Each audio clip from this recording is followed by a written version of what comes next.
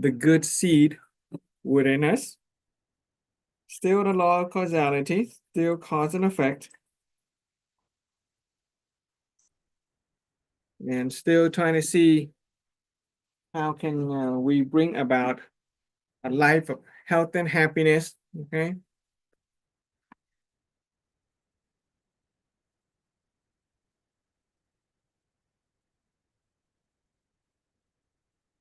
So we're going to look at the root cause of life. Already we look at the root cause of life from the scientific perspective, okay? Scientific method give us the root cause formula. We spent many hours talking about the root cause of life from the religion and spirituality perspective. We combined Zen Buddhism, we talked about Christianity, touch upon a definition of Islam as one who submit to the will of God, the person who can submit to the principle laws and universal principles and natural law of causality, principle of light. Those are things that God has given to us to help us operate our lives and experience life that we want.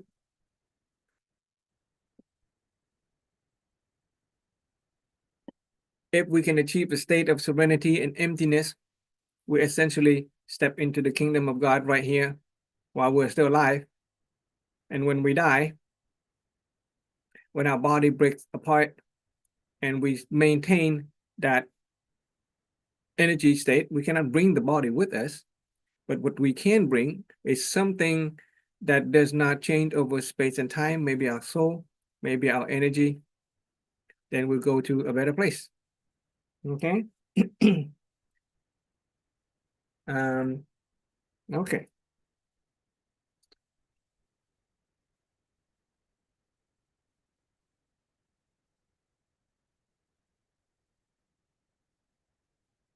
So we're going to talk about the root cause of life from a common sense morality perspective.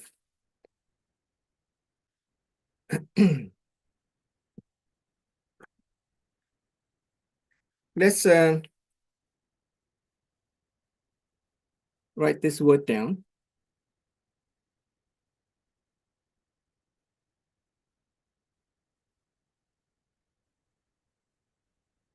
Physical material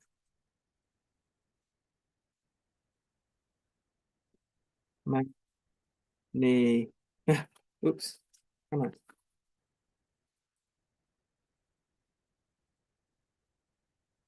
Okay, let's try again.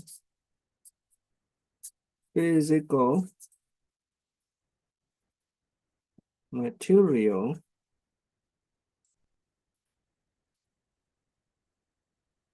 manifestation.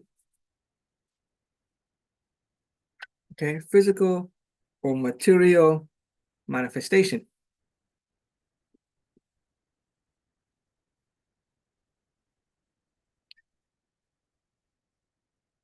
In the world that we live in the physical world, everything that we can see, touch, feel, measure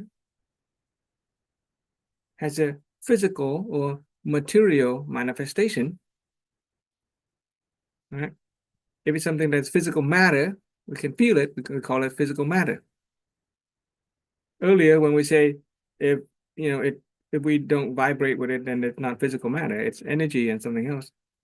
But from a physical world perspective, if anything that we can touch or feel or measure, then it has what's called a material or physical manifestation. Okay.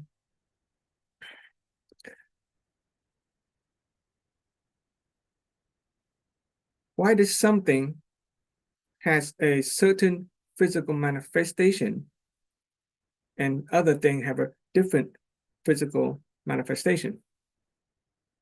Let's take a look at the element of gold and the element of lead. Gold and lead. Gold has a certain physical or material manifestation that is different than the element of lead. Gold has a physical look and feel to it. It's kind of shiny. It's yellow. Lead, on the other hand, has a material manifestation that is kind of dull, maybe grayish. Lead and gold both have physical manifestation in our world, but they manifest differently. Hence, they have different physical or material manifestation. Go back to that in a bit.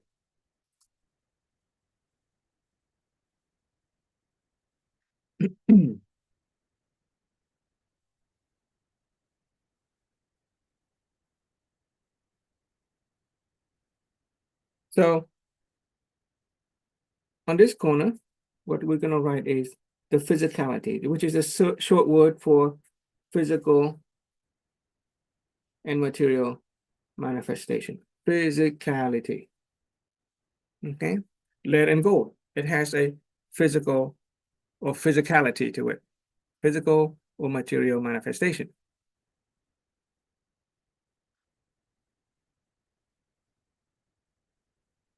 As scientists study lead and gold, they look deeper and deeper inside the element, and they discover that there is an energy vibration. They notice that all element has a certain unique energy vibration that give rise to the physicality. Gold has a unique energy vibration that gives it the shiny and gold look to it. Lead has an energy vibration that gives it a dull or grayish look to it.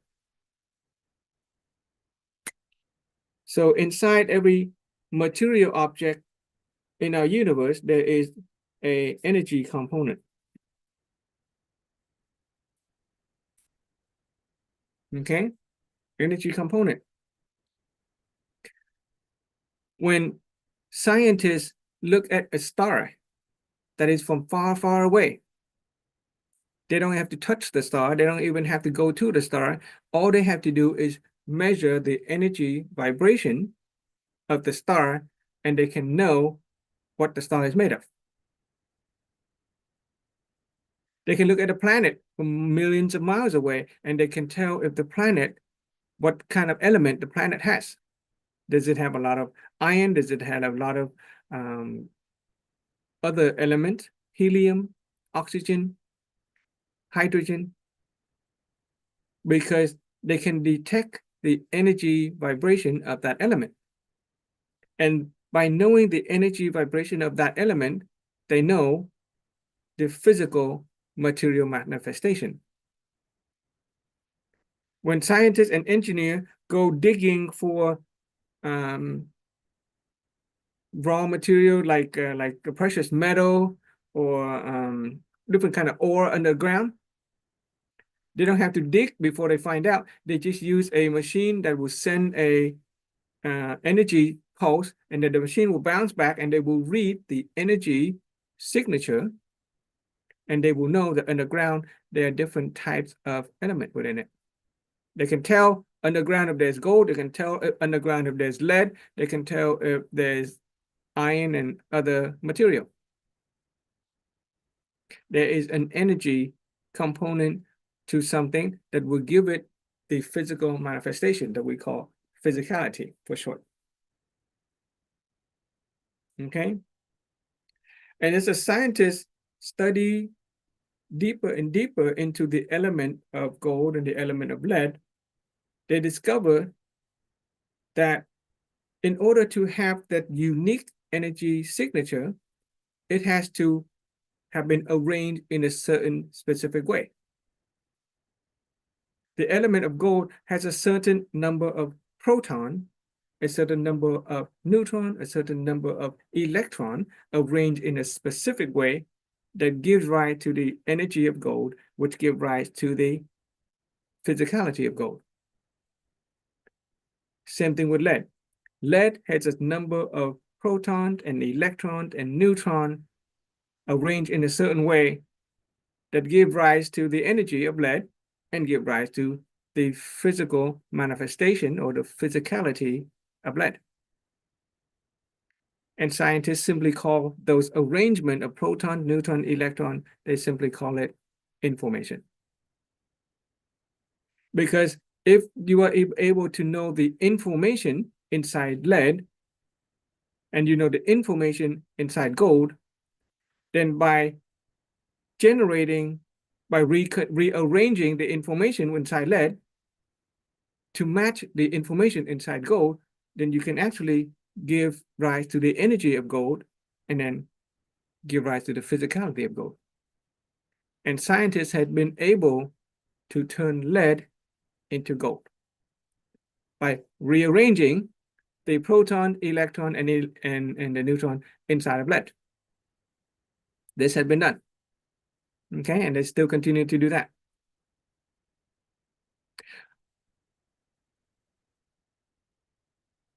The element of carbon, the element of carbon.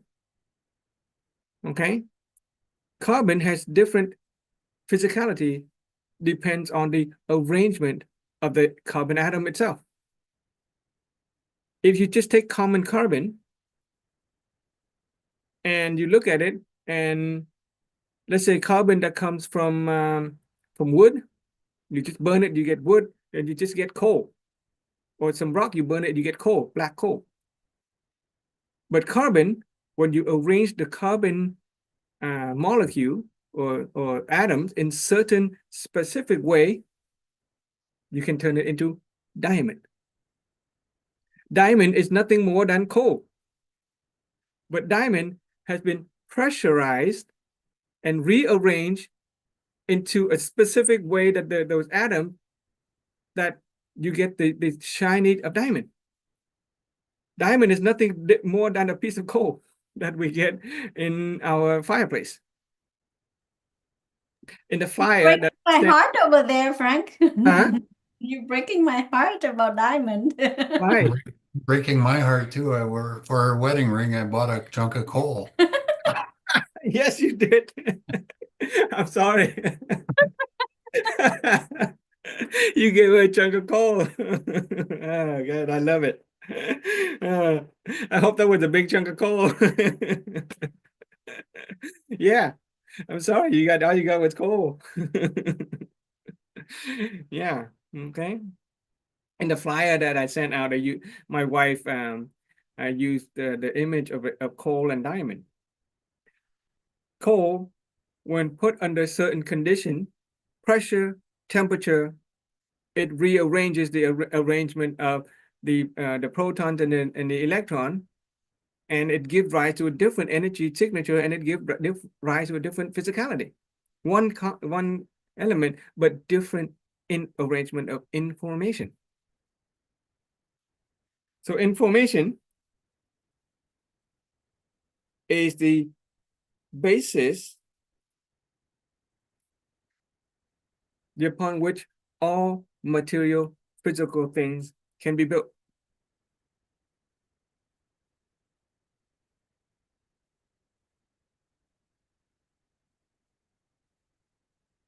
Knowledge, right? Knowledge can be like coal.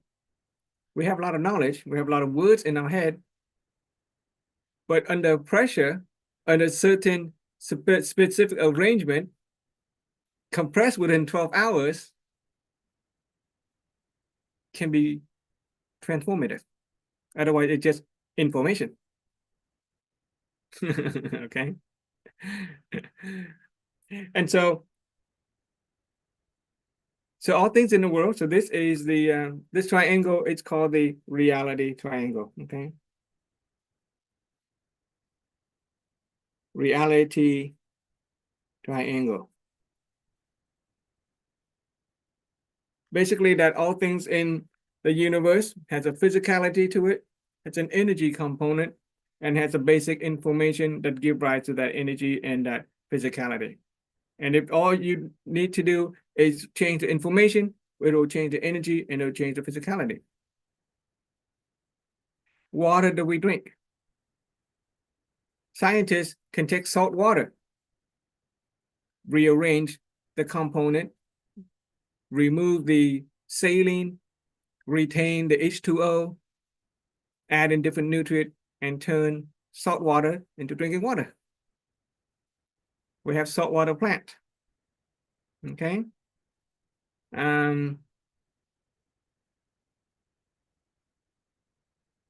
Information can be changed to turn something into something else, if only if you know what the information is.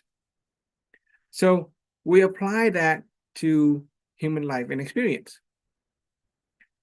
If we are looking for the inner seed within us, if we're looking for the root cause within us that will give rise to the life that we have, what is the information within us? Okay, what is the information within each of us that will give rise to the kind of reality that we experience today? Okay, so from the common sense perspective, the information within us is simply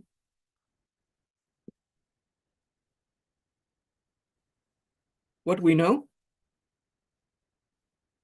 what we believe, and what we understand.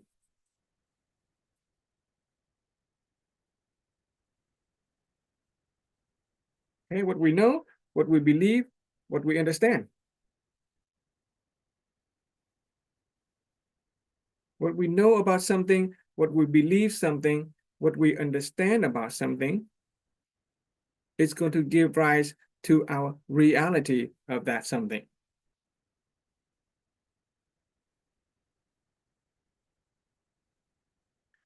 So if scientists can change lead into gold by changing the information within lead, so it'll match the energy and the physicality of gold, then we can ask the question, you know, if we change our life, then all we gotta do is change what we know, what we believe, and what we understand about life. So when we think about happiness, do you notice that a happy person has a certain physicality to it that is different from a sad person? We can see it, we can hear it from the voice, we can sense it. So we get to ask, okay, what is it about a happy person? What kind of information that is inside a happy person that is different from a sad person?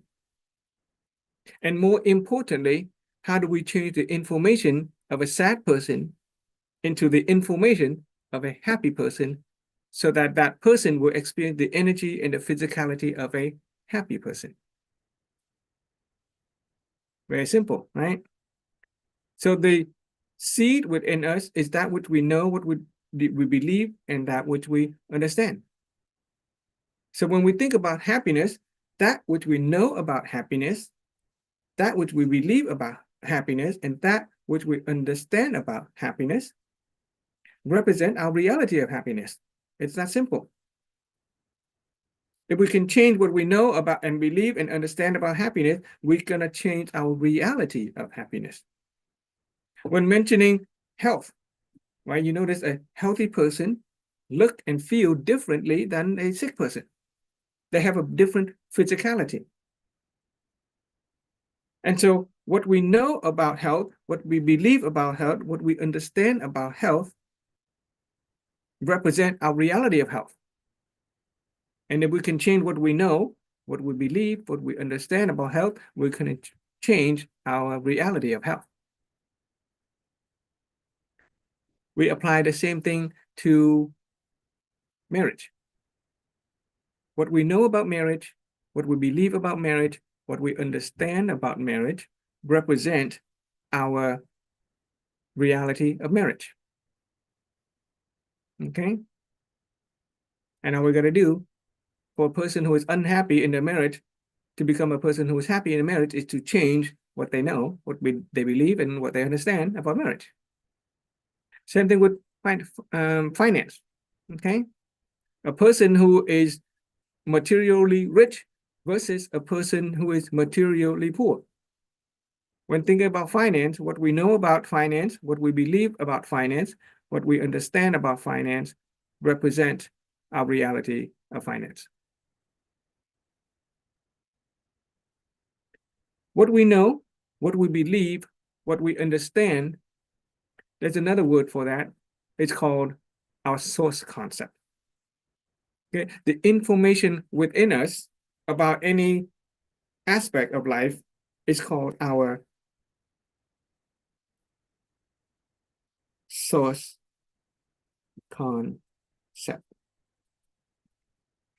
From the source concept, we can build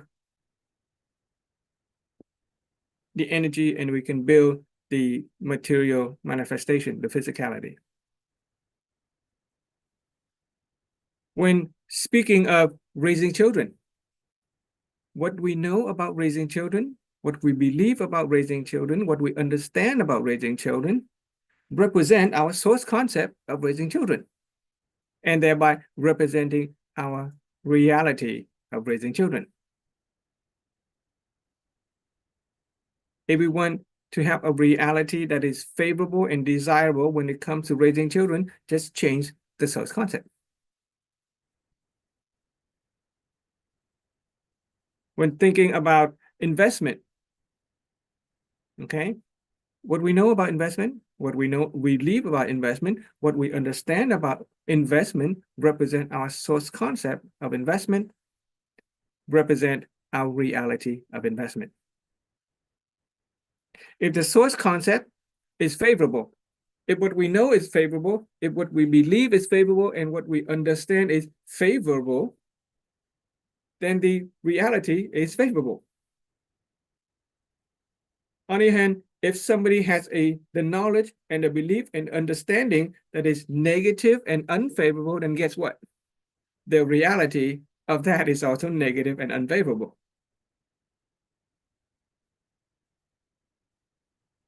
Right? A woman who believes that all men are jerks, who know is going to find all the proof that men are jerks, and she believes that men are jerks, is she going to have a favorable relationship with men? No, because her source concept is unfavorable for healthy relationship with men. If we think about our children and we think they are troubled and we think that they don't listen, and our favorable concept is basically unfavorable to what we really want, then our reality represents just that. It is unfavorable.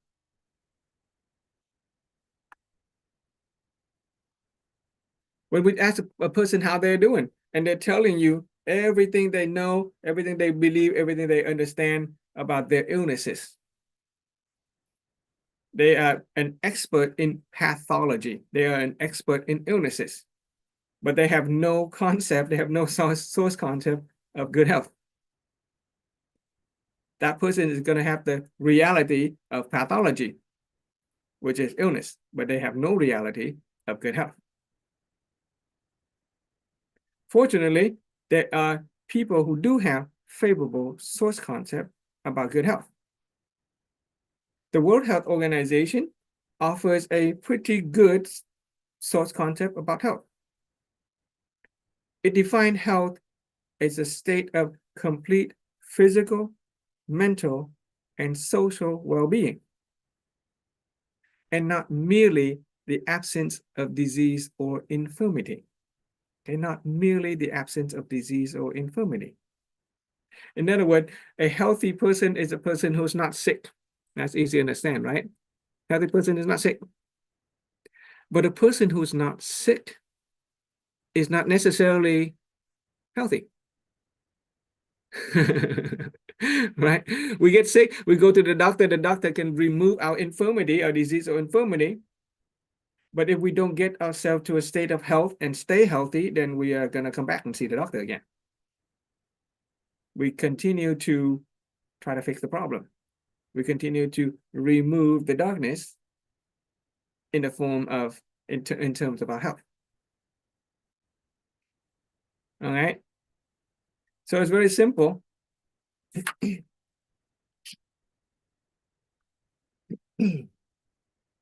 Our source concept, just rewrite it nice and big for us.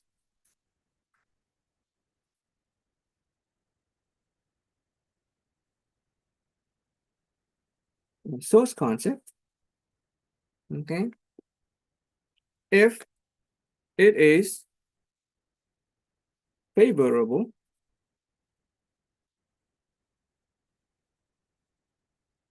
then our life reality is desirable.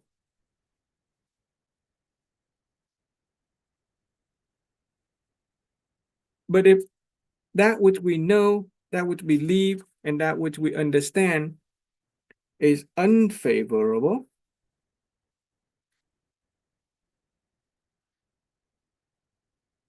then we're going to get a reality that is undesirable.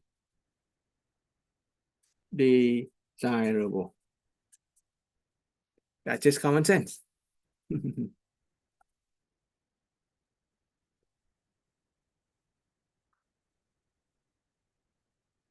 So our source concept of happiness is favorable if we know that happiness is favorable, if we understand that happiness is possible, if we believe that happiness is possible, it's all favorable.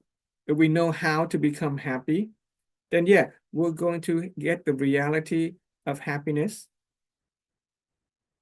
But if a person goes around and say happiness is a illusion, okay, then what we know, what we believe, and what we understand about happiness is an illusion, then guess what? Happiness is an illusion for that person. They have an unfavorable source concept of happiness, therefore, their reality of happiness is undesirable, no happiness.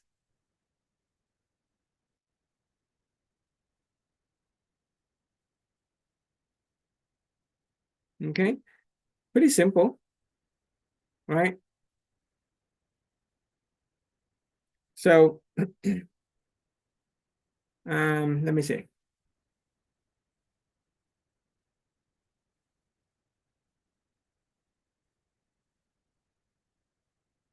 So let's take marriage reality.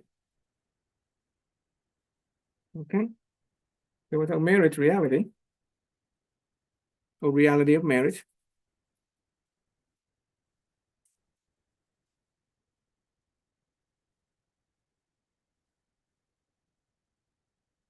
marriage reality.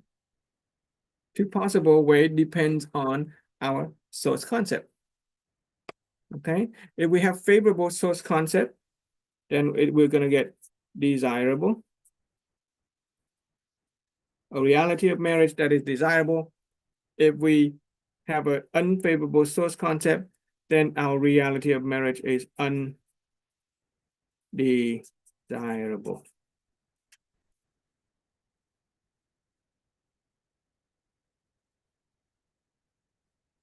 So in order to have a marriage reality that is desirable,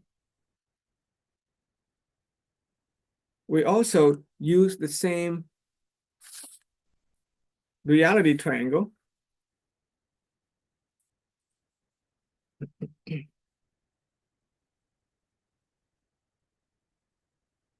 What does it mean to have favorable source concept? Okay, to have a favorable source concept means to have positive images.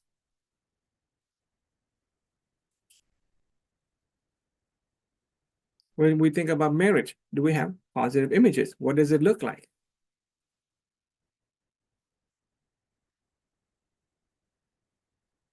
We also have favorable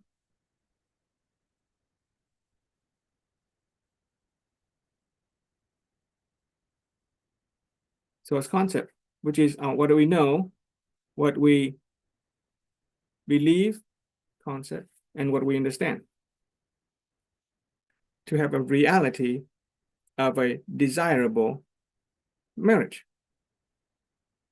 And there's a spiritual dimension to that, if you want to add to that, that they have positive spiritual fortune.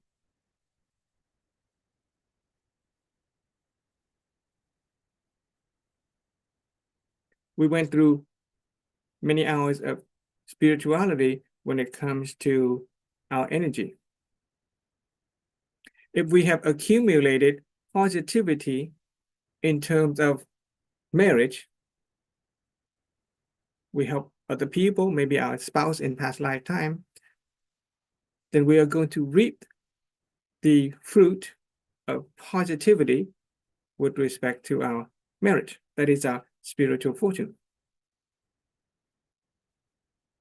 If we have cultivated the seed of marriage in a positive way in our subconscious mind through the operation of the principle, the operating principle of the subconscious mind, if we have been cultivating positive seed with respect to our affinity with our spouse, right? And that seed is going to sprout and give it positive fortune.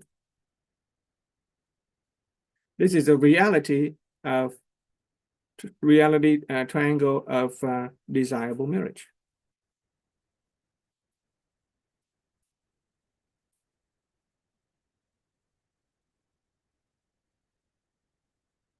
Desirable reality, okay? So if we want our life to have the kind of positive outcome, many different ways to it that we have gone through. There's a spiritual way to do it. There is the scientific way to do it. Positive image is the scientific. This is from the root cause formula.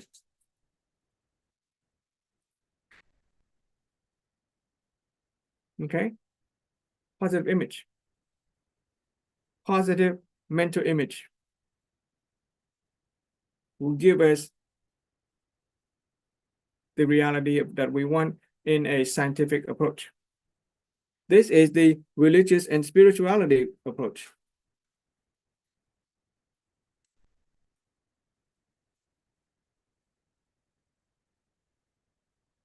Cultivate good fortune, good deeds with respect to marriage. And a favorable source concept, or the reality triangle, is called the common sense approach, common sense morality approach.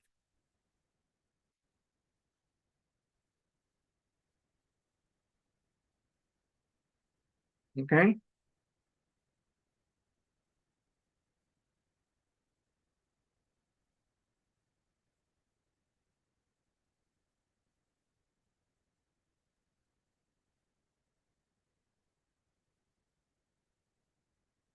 When we look at the when we take the system of references, when we take the formula for the root cause, when we take the religion and spirituality, and we take the common sense approach, and we put into a reality triangle like this, then, hang on, oh yeah, the science approach, common sense approach, okay, the source content approach, when we put it into a reality triangle like this and we kind of put it together, we call it a standard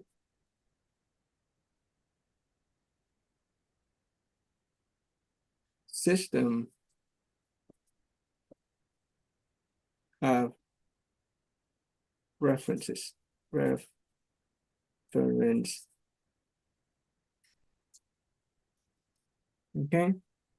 So the root cause formula is one system of reference.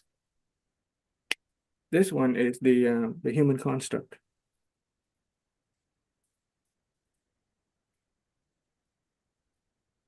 Okay, this one is the reality triangle. The source concept gives us the reality triangle. Okay, our knowledge, our belief, and our understanding.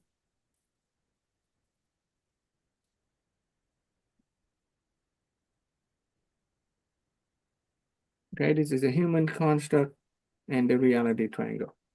So what we have is 1, 2, 3 standard system of references. Any of these standard reference systems can be used to explain causality of life. Right? The root cause formula gives us the causality of life. The inner seed within us is a positive mental images, which is made up of the hearing, the seeing, the knowing, and the saying. The human construct is a standard system of reference that help us understand the causality of life. The inner seed within us,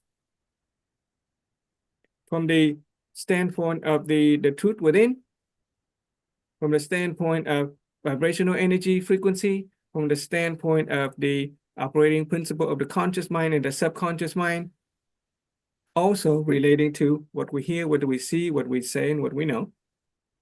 If we want a good life, we still want to hear, say, know, and see positively. The reality triangle is a standard system of reference that shows us that the root cause of our life is what we know, what we believe, and what we understand.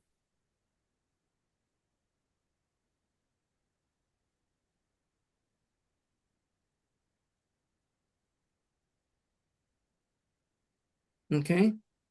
In this, yeah, okay.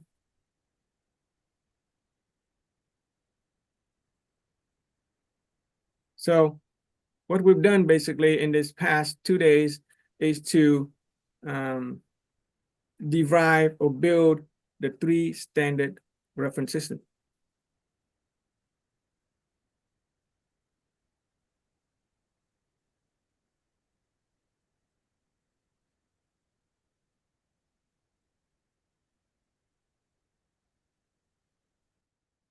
Okay, let's take a look at the reality triangle of marriage. Where is my notes? Hang on.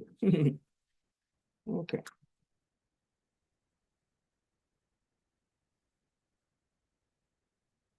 So we're going to go back to the reality triangle of marriage. Assuming that it is a desirable reality, right? We want the desirable reality of marriage. Okay.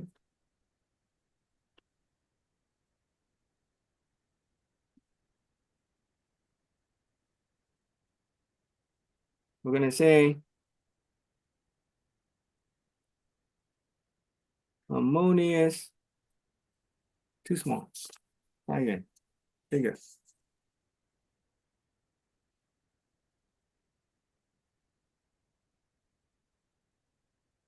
Okay. To me, with this triangle, the top point, to me, is my opinion. The triangle point of view, the top point to me is a mutual respect. Yeah.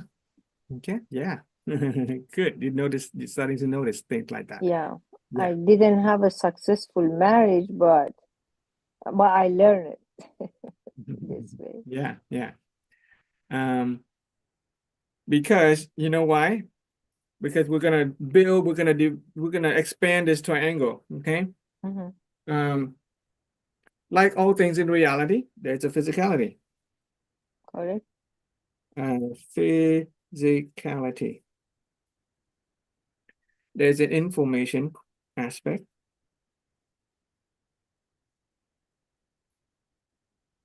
There is the energy aspect. Okay.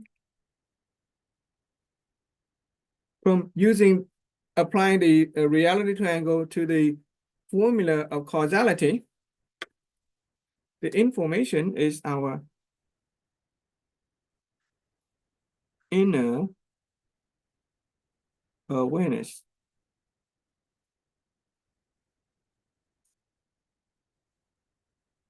If we have an appropriate inner awareness, and if we have a positive affinity, he said mutual respect, that is our affinity with another person, has to do with our relationship. It is an energy component. The inner awareness plus the affinity give us the outcome or the reality.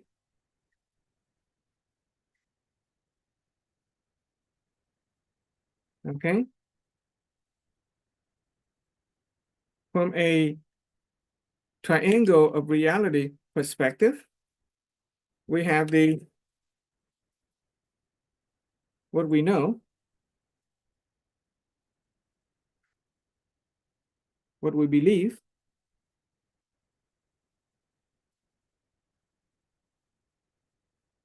what we understand.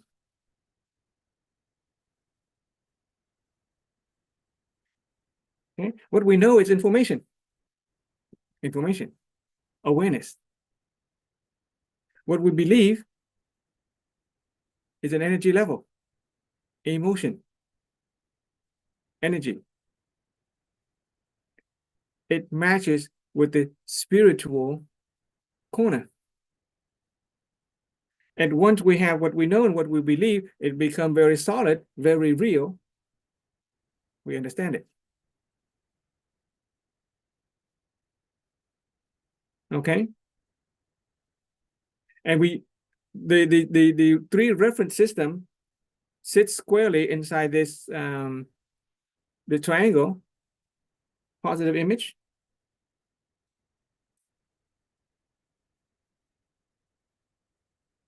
okay, fortune, positive fortune, right, spiritually, and favorable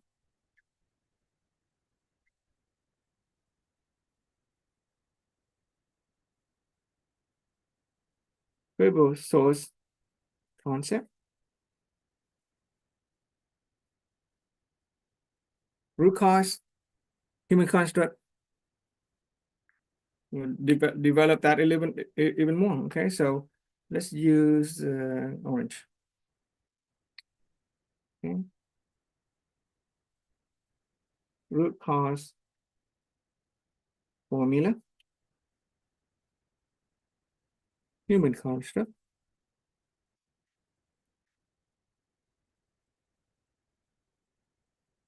reality triangle.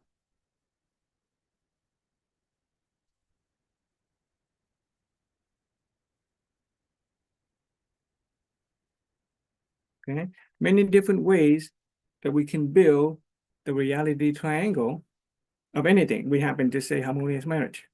We haven't actually gotten into the definition of it yet.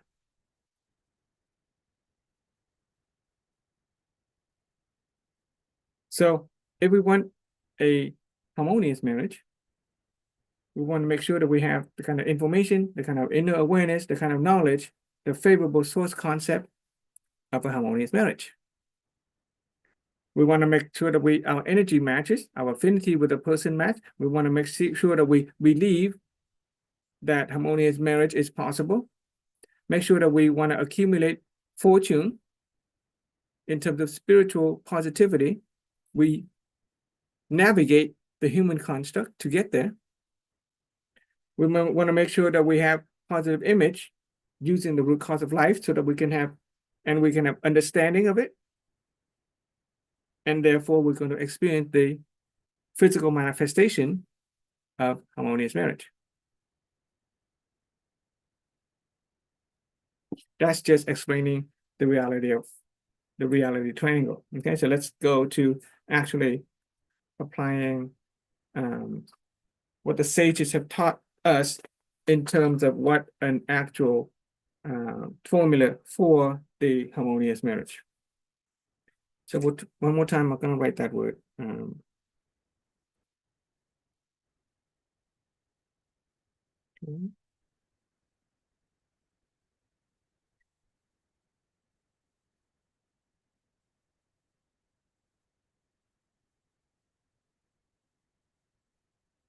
Okay.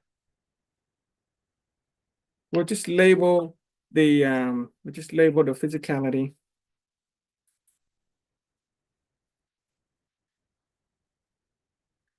Okay, the information.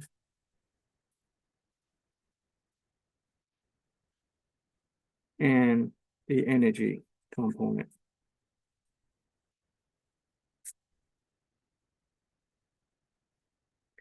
In a harmonious marriage, there are three major components that makes up a harmonious marriage.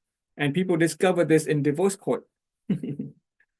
When people go to divorce court, the judge either will send them to counseling or they will interview them, and they discover that marriage break up because of the failure of the following.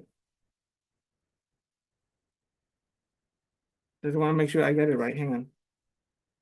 Yeah. There's a failure to love. There is a failure in the sex dimension. And there's a failure in the finance department. Finance. Okay, finance.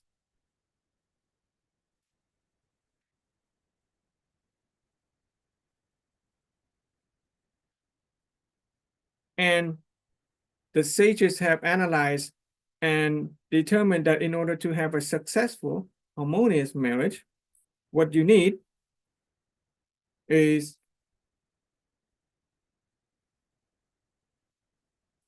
common language,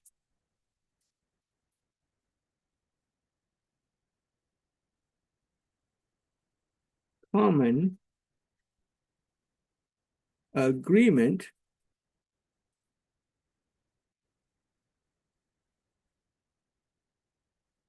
and a common path with respect to love, sex, and finance. We have to speak the same language when it comes to what it means to love.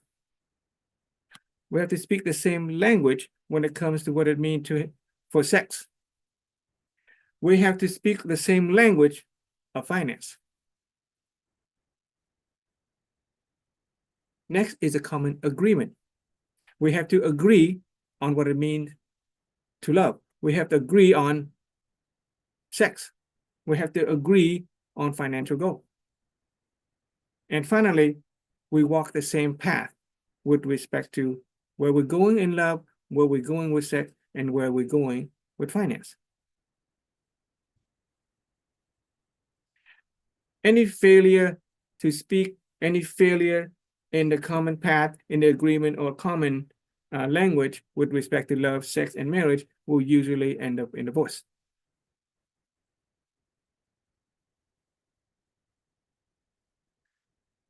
Let's start with the information corner, right? Because if we can change the information of lead into the information of gold, then we can change lead into gold. If we can change the information of a broken marriage into the information of the happy marriage or harmonious marriage, then we can experience the reality of harmonious marriage. Okay? Let's see. I want to make sure I get it right.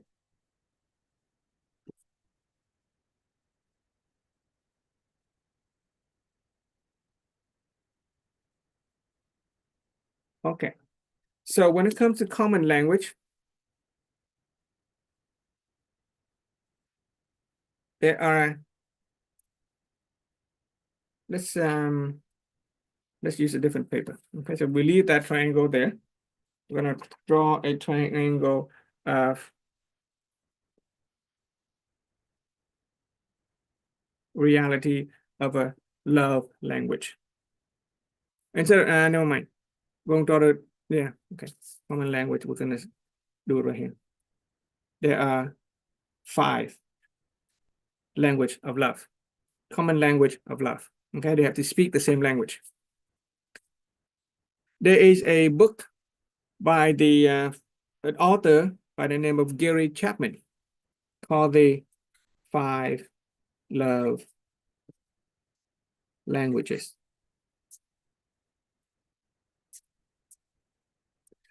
Fortunate for me and my wife, in our early days of getting to know each other, I had read the book 5 Love Languages, and I told my wife, why don't you buy the Vietnamese version of the love languages, 5 Love Languages, read it, and then send me a Vietnamese version. So at the beginning, I had already had this awareness and perception that we should speak the same language. I had read the English version when I was in the United States.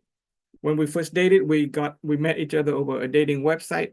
She was in Vietnam, I was in the United States, and I wanted to be able to communicate with my wife on the same language. So I asked, buy the book in Vietnamese, read it, send me the Vietnamese version as well. I will read it, and then we're going to compare notes.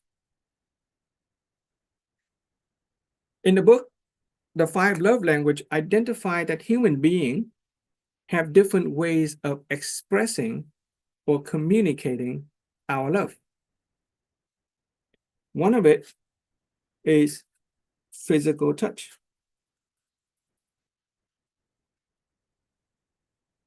Affection.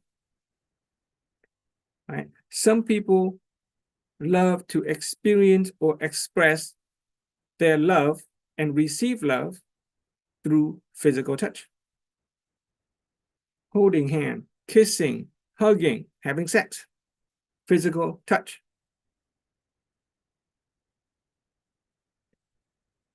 Second language that a lot of people use to express and receive love is quality time. Time spent together. Do things together. Go to the movie together. People watch together. Bird watch together.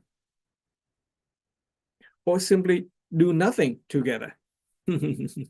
The doing of nothingness together can be quality time. Okay, quality time doing things together.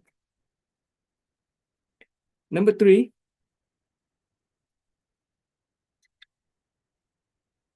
words of affirmation. Words of affirmation. Spoken words. The gift of speech. Okay, words of affirmation. Compliment, praises, encouragement, positive reinforcement, positive word. Some people just enjoy hearing compliment. Some people enjoy giving positive words, positive affirmation, words of affirmation. Number 4, acts of service.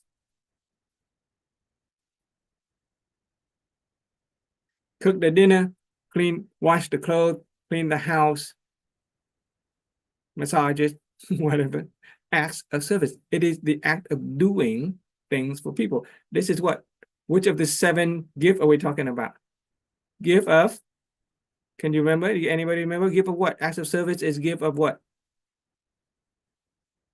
Come on, mental activation. Quiz time. Act of service is a gift of what, guys? Come on.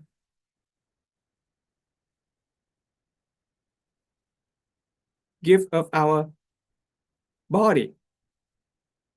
Kind action. give of our hands and feet. Okay, acts of service, doing things for each other, helping each other out. And number 5,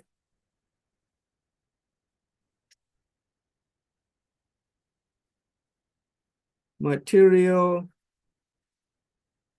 gift. Giving gifts.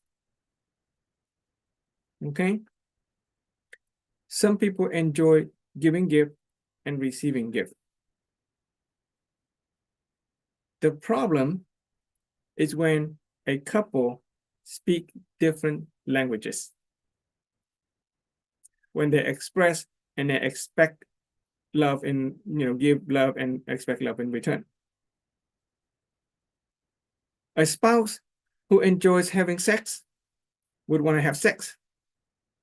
But his partner prefers giving gift and receiving gift,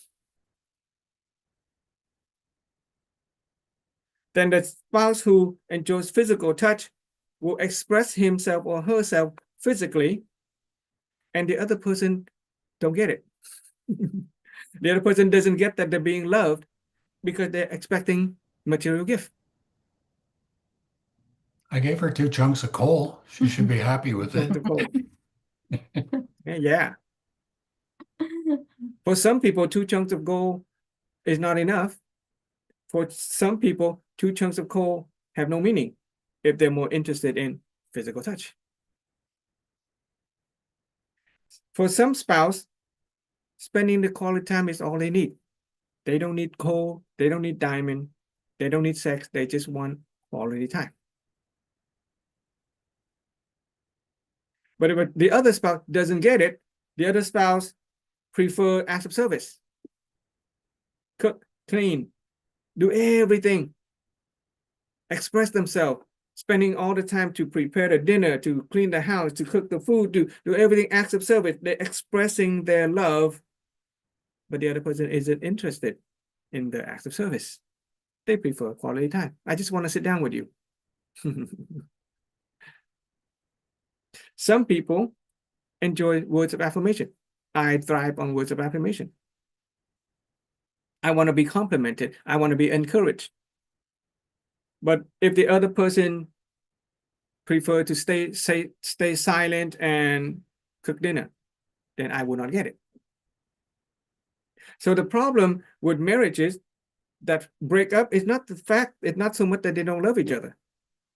When we interview people, the couple, they both have the sense that they have to give more love than they get love in return. That's the problem. They always feel that it's unfair, that they are the one who is giving love and not receiving it in return. That they are expressing themselves physically or trying to do quality time or trying words of affirmation or acts of service and material gift, but the other person isn't getting it. They are not appreciating, they are not honoring or grateful for their love that they are receiving. And the other person is doing something that is not compatible with them. And so people go separate way, not because they don't love each other, but simply because they don't speak the same language of love. That's kind of sad. And so with my wife, me and my wife, we cheated. We cheated the process of getting to know each other instead of spending a lot of time trying to figure out what she liked, what do I like, and that there are a couple who go through years of dating and breaking up and coming back together and never quite figure it out, thanks to this short formula and a little assessment at the end of the book. If you read the book, at the end of the book, there is an assessment. You answer a bunch of questions, and then you can identify which of your language is your top one. Number 1, number 2, number 3, number 4, number 5, you list it in order. Oh, you can, so my language is physical touch and I quality time and I words of affirmation. I'm not interested in gift. Me and my wife, guess what? We're not interested in gift. Yay, that saved us a lot of money. No, real coal instead of diamond coal. Yeah. So we are fortunate by eliminating one of the needs for love expression. We eliminate the material gift. It turns out that the top three is very similar. My number one is for her, and she's number one. I think this order. I think this is her order: physical touch, quality time, words of affirmation. For me, is physical touch. I think my words of affirmation is number 2, and quality time is number 3. And I think we match number 4, acts of service. So we match almost 1-to-1. And so we have pretty good time. Vibrational, energy, frequency match. When we have a common love language. That's it. Gary Chapman is the author. Okay. By, I think, Gary Chapman.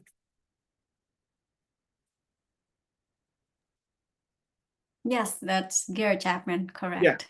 So you read it already? Do you know? Yes, I did. Okay. Fortunate for you. Okay. Give the gift of possession. Give other people that book.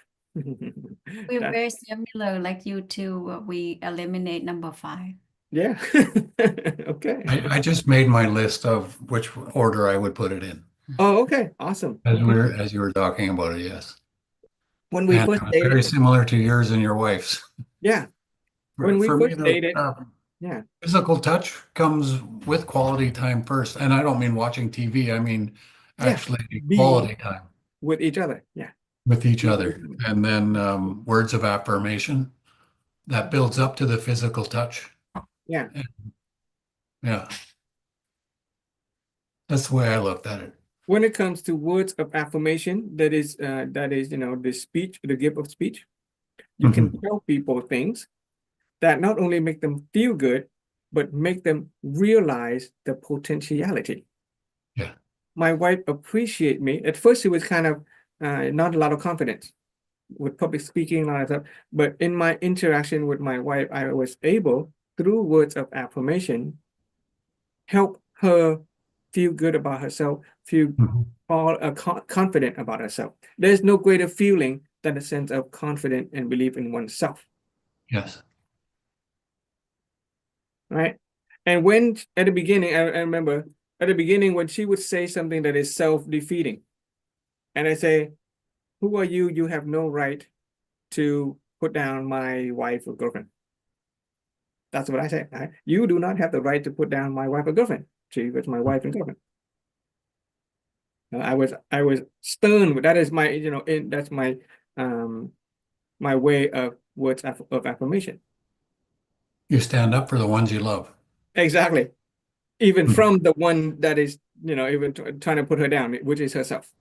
Mhm. Okay. That's words of service, that's words of affirmation. Okay. So that's a formula for the common language. Okay. And when we, at the beginning, when we first dated, the first few, I went to Vietnam to meet her, and the first day or two, it feels very awkward. Okay, we're still not sure what the other person want, not sure what if they like us or not, and it was very awkward, and it was kind of really awkward. There was an ice wall. It's called an ice wall. Okay, but there was one evening that we would take a trip to Dalat, and while waiting for the bus, we pulled out the book. We sat down and we compare notes, and we discover, oh wow, we match 1, 2, 3, 4. Okay, we match. And then that moment, the fear dissipate, the anxiety dissipate, all the wall melt, because we can be comfortable being ourselves, knowing that the other person will also be comfortable in the same way. Vibrational, energy, frequency match. Now, the advantage of this formula is for people who do not match. My mother and my father have some language that is totally do not match. Okay, but if we know the formula, then we can constantly choose. We can consciously, if a person likes physical touch, but does not like material gift, and we mismatch it, we can constantly choose, okay, maybe I can work on a new language, pick up a new language, learn how to give gift if the person enjoys gift. I used to have friends who was really good at gift. The gift that they give me is very meaningful, as if they knew me. They take the time to think, they take the time to pick the right kind of item, or maybe they don't even make any effort. They just kind of know the right gift to give. And every time I get it, it's perfect. I love it. But I would not be able to respond to it, to respond in kind, because it's not my language. However, if it is a person that I love, and if it is a person that I'm committed to spending the rest of my life, then I can learn. I can learn to give gift. I can learn to perform acts of service. I can learn words of affirmation. I can learn to enjoy quality time or even physical touch. It becomes a choice. It opens up the choice when you have the source concept. We have just known, we just have the source, we're given the source concept of the 5 love languages, right? And once you can learn to speak the same language, okay, the language of love, then you can speak the same language with respect to sex and finance, right? You decide what sex look like, okay, and you decide what your finance look like. Some couple prefer to have the same, let's say, finance, to have the same bank account. Some couple keep separate bank account. That's fine, as long as they speak the same language with respect to finance. Agreement, same thing. When it comes to agreement with love, right? Let's define love a little bit from a let's define love a little bit. Let me get some more paper.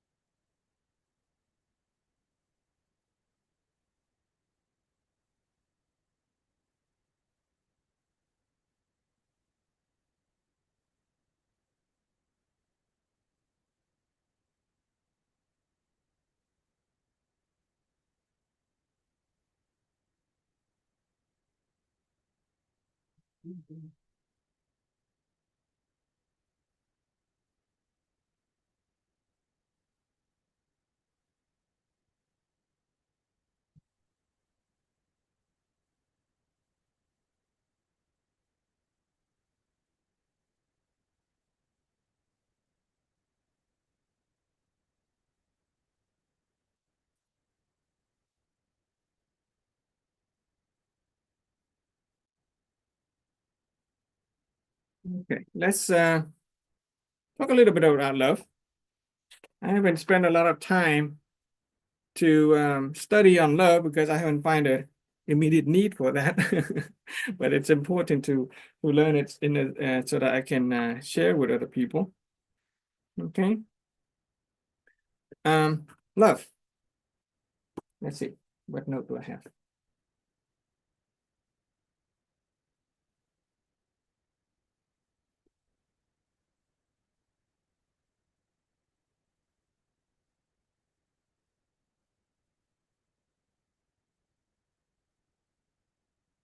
Let's take a quick look at love from an integrity perspective. Okay. Gonna approach it from an integrity perspective. Remember integrity? That big house of holistic health. It is a central, we'll get back to that later. It is a central candle that ties everything together. Okay. Love from an integrity perspective is the word humanity. or humane. Get it? Humane.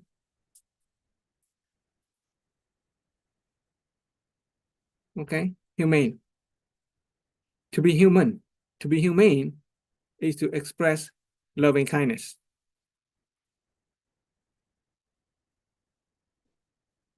When it comes to expressing love or humanity, it has to do with providing for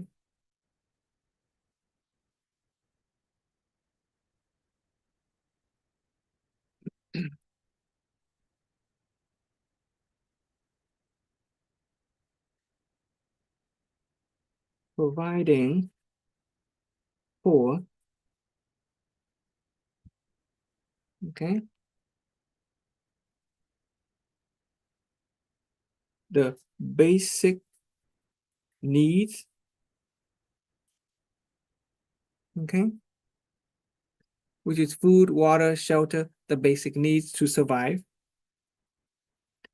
The need for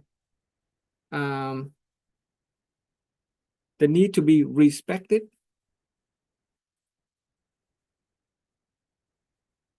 okay, the need for respect, the need to express oneself, okay, the need to build social connection,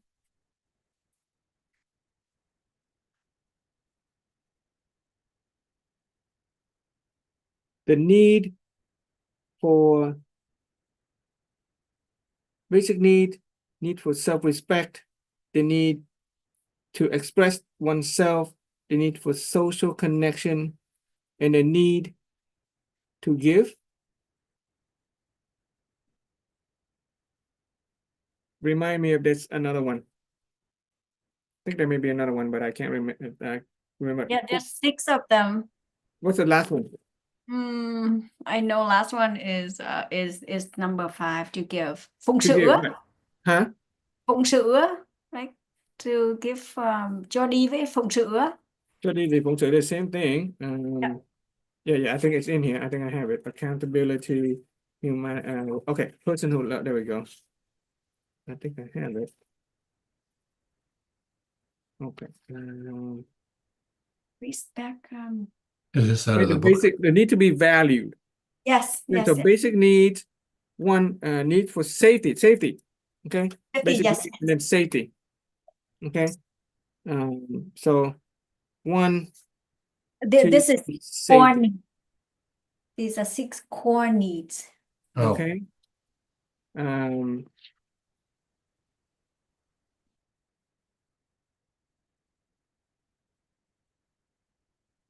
Where is it? I had it just now. Right? Is that what is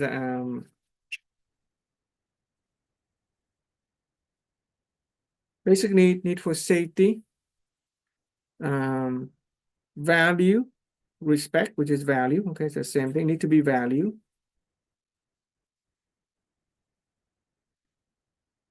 Social connection, we got that. Expression, we got that, and the need to give. Yeah, that's it. 1, 2, 3, 4, 5, 6. Okay, to love somebody is to provide them the basic need, food, water, need to safety. Safety has more than just the physical safety, the house over head. There is emotional, spiritual security and safety, financial safety. Okay, need to be respected or valued. The need for the person to express themselves, the need for social connection, and the need to give. Is this on both male and female applied? Yeah. Either side, both sides. it's a relationship. Here's another thing. Yes. Here's another thing. In order for a person to truly love another person, they have to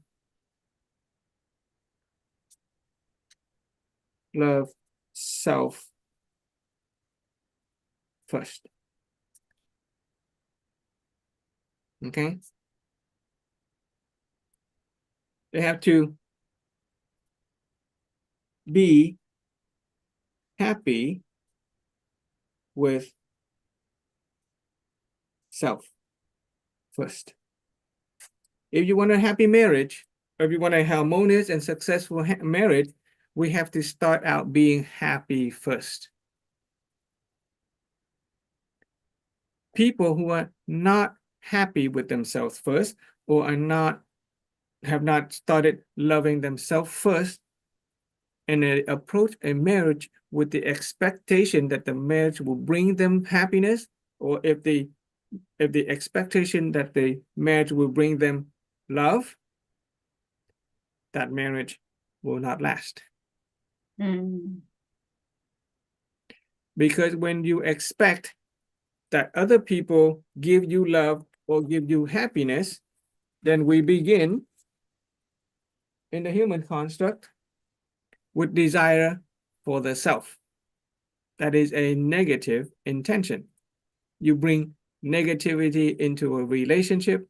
If both sides, especially what's going to happen if you're negative, then you're going to attract a person of the same negative vibrational energy. Both the person is going to be needy. Both want to be loved. Both want to be happy when they themselves are not yet happy if they themselves have not loved themselves first. And two negative person getting together, after a while, it's going to deplete their energy. They have nothing to give. They both want to receive. At first, you get euphoric. Oh yeah, somebody resonate with my negative energy, so I feel kind of good. But after a while, the marriage will fail when the other person, when difficulty in life comes, and we are unable to be happy with ourselves first. Then we start to blame the other person. That is why the teaching on the truth within us, the serenity part, the magnanimity, the honoring gratitude, those are the secret to successful, harmonious marriage. In fact, it can be said that there is no such thing as a happy marriage. There can only be successful or harmonious marriage. In order to have a successful or harmonious marriage, what we need is a happy couple, a happy person enter into an agreement with another happy person, then you can make a relationship more happy. Hey, Frank, Yes, sir. you mentioned about your mom and dad, they had differences, but do you think, like my parents were the same, they had differences, but you think it's because of the way they grew up? Like that my parents grew up in the wartime and things were different then. The way they grew up, they were raised to have families and work on the farm or whatever like that. And I don't know. Do your parents disagree or agree a lot? Well, they did, yes. Yeah, my parents At have times. some fundamental differences in their language. Mhm. They did not study or read the book of the 5 love language, so they have not been able to make use of the formula. However, they did have a strong sense of magnanimity, that they are willing to accept the other person. They have a strong sense of religious upbringing, they're Catholic, that they give it up to God. So they essentially reach a state of serenity and acceptance of the other person despite their differences. Right? And they just express their love for one another using whatever language that they know how. Even if the other person doesn't accept it or appreciate it, they are magnanimous about it. It's So like some cultures too. Some cultures they are forced to marry somebody else. They're strangers. Oh. But if one is an owner of one's fate, then we can change ourselves, change our awareness. Many people will report that, yeah, they begin with a forced marriage or something, like they don't experience love at first, but they they cultivate themselves. Learned. They're able to change themselves and thereby change the other person. And over time, the two couple can end up as a loving and harmonious couple. Yeah. The opposite is two people operating on just emotion, euphoric, happy emotion, and they don't have the fundamentals of the source concept. If they don't understand the love languages, if they don't have magnanimity, serenity, and honoring gratitude, then when the euphoric feelings dissipate, human nature will go up and down. We cannot maintain positivity all the time. In fact, the more positive that we go, the more likely it'll swing negative. And when that energy dissipates and we don't have the map that points to the truth within us, the treasure, then we are lost at sea, the sea of the human nature, emotion. And so people go from one marriage to another, one couple to another, one relationship to another, seeking happiness and love from the outside, from the other person. And that's why marriage fails. But when you look inside, first, you want to make sure you be happy first. Are you able to be happy with yourself first to a certain degree? Are you able to love yourself first to a certain degree? And then take that love and take that happy, happy energy and share it with another person through the 7 great gifts. Then that is going to make the marriage successful. I had this mental image when I met my wife, that I was overflowing. It's like a cup of water that was overflowing with liquid, and I had no choice but to find a second vessel to hold that excess liquid. Here's a cup. So that's the idea. I had that sense that I was overflowing with energy, that I needed a second vessel to contain that energy. The opposite would be I'm empty. I need to find somebody to pull in my cup. Okay? Those people don't last very long in terms of a happy marriage or harmonious marriage, because they're constantly looking to be fulfilled, whereas a successful couple is the one who's looking to fulfill someone else. There's another psychologist that has a very good line that we should write this down. It says, anyway, there's the psychology book is from, it's called, I think, The Road Less Traveled. The phrase "the road less traveled" come from a Robert Frost poem. Two roads diverge in the wood, and I took the one less traveled by, the less traveled road, and that had made all the difference. But the book is called The Road Less Traveled, and in it talks about psychology of relationship and marriage. And it says that something along this line. I'm just going to paraphrase it. Marriage is coming together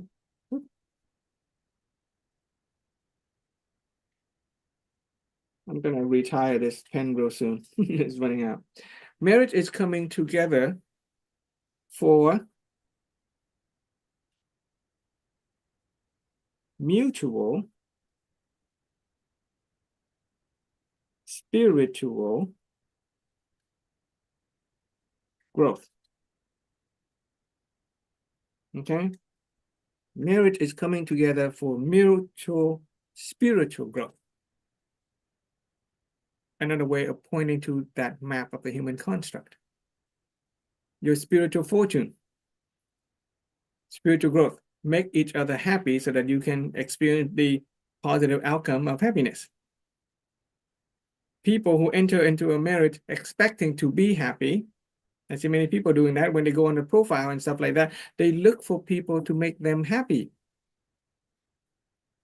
You should write a profile. In fact, another one. I'm so fortunate. I'm so fortunate to have able to employ some of these formula even before I was exposed to this knowledge. I had a clear mental image about what the other person looked like.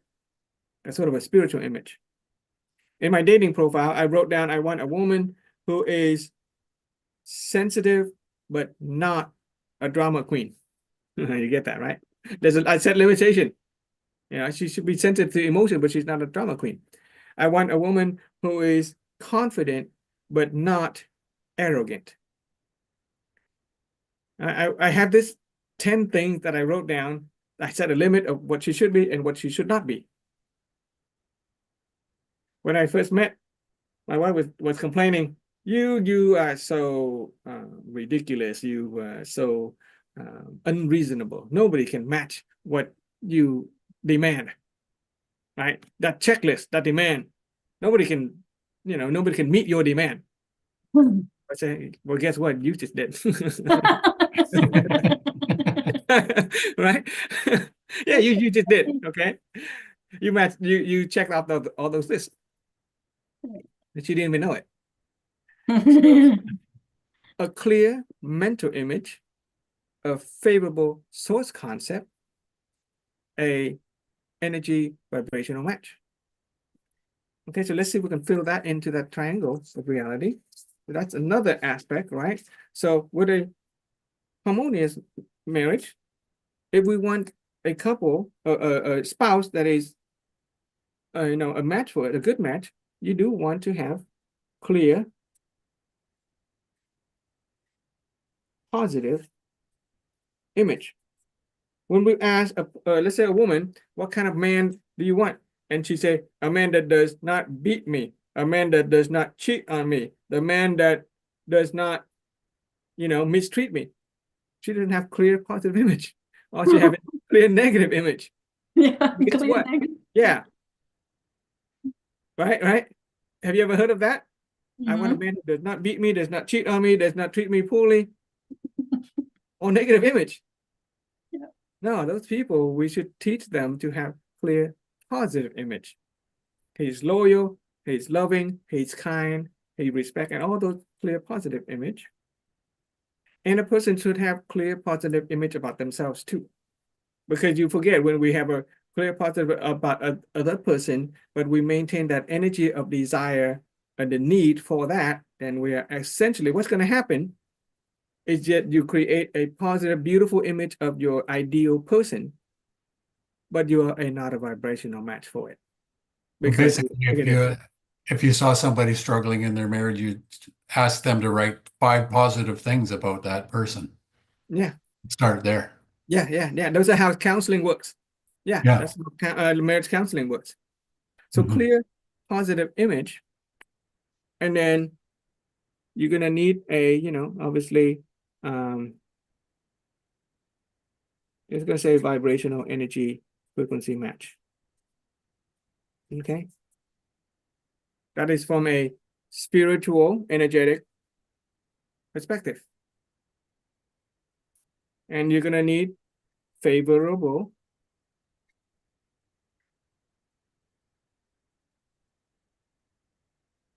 source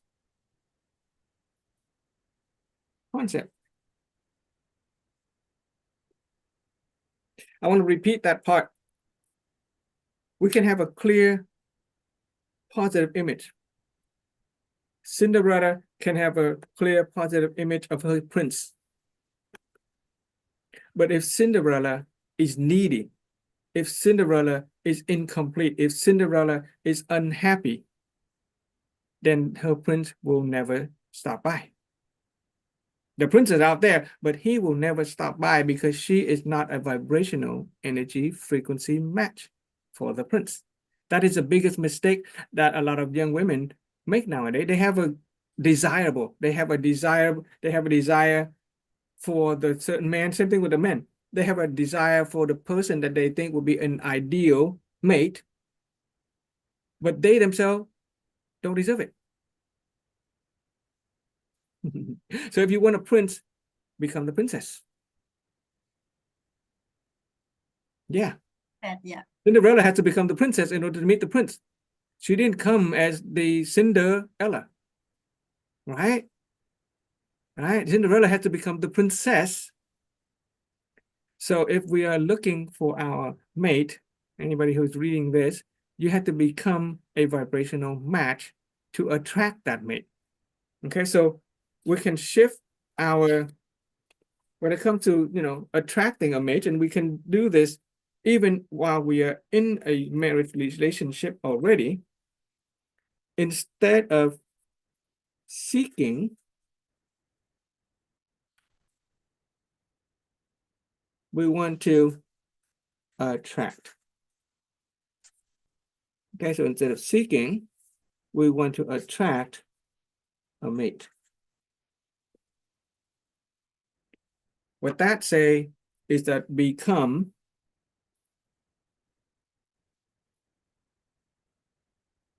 a vibrational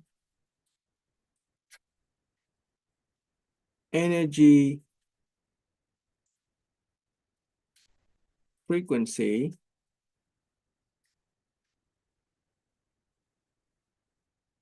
match. Become deserving of the person that you want to attract. Become the princess if you want to attract a prince. Become a prince if you want to attract a princess.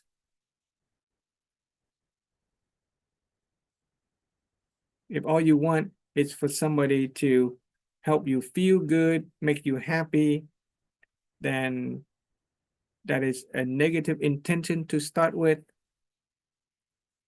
You're going to get a negative outcome in life. Okay, attracting instead of seeking. You need Giving to value. maintain that. Oh, sorry, Huh? Greg. You Say need to what? maintain that as well. Like Yeah. just because you attract them, but Constantly, yeah, maintain an energy frequency match. some people get married, they act like a prince when they get married, and then things change. Yeah, And yeah. you need to maintain that same level of frequency. yeah. And people look back at their marriage, and some people say, "Oh man, the best day of my life was my wedding." That's sad. That's pretty sad. If your past is better than your present, that's pretty sad. My wife and I, we don't even bother celebrating anniversary. Too much trouble. Because every day tend to get better and better. The present is pretty good. Yeah. We're fortunate that, 365 days of the year is almost like anniversary. Birthday is almost like every day, so we don't really bother with those, special birthdays and anniversary, because our each day seems to get better and better. We get to enjoy our present being better than the past.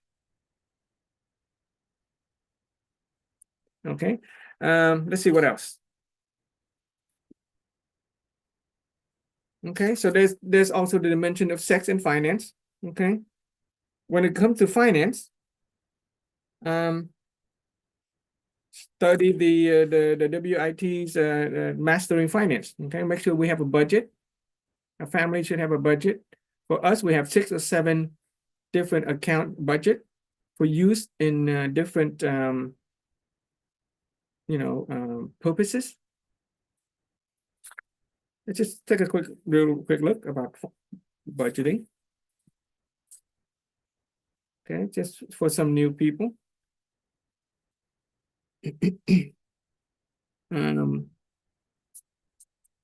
not an expert in finance, so this is my worst subject, but I do know that we should have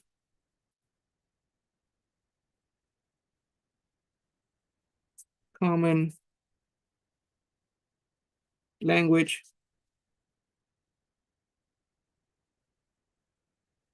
common agreement, okay,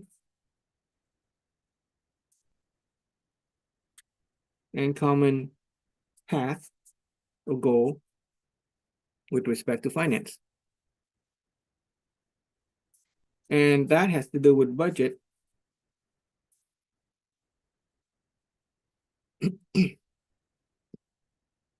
Obviously, we're going to have a budget for the, let's see if I still have it. I don't remember the numbers, so let me look at the actual numbers.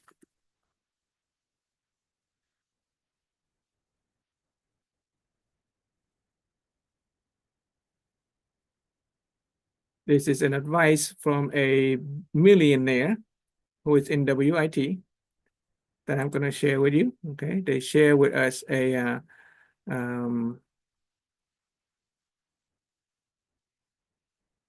Do you remember this budget, Jihua? The finance? Yes, there's a budget. You remember the numbers, the percentage? No, I took Okay, it last yeah, let me year, pull last it up. summer. Let me pull it up. It's not off the top of my head. I know. We set it up and we let the machine run itself. We, every time I get a paycheck, it just sends it out into multiple different account. And whenever we need it, we just pull it from the account. We never have to worry about our expenses and stuff like that. Let's look at the Job. finance. Budget, what is the budget? Budget, okay. Okay. Okay, here's a percentage. Okay, we actually have 7 budget. But we should have, at the minimum, you should have 6 accounts or 6 budgeting accounts. And let's see if we can do the math and get it right.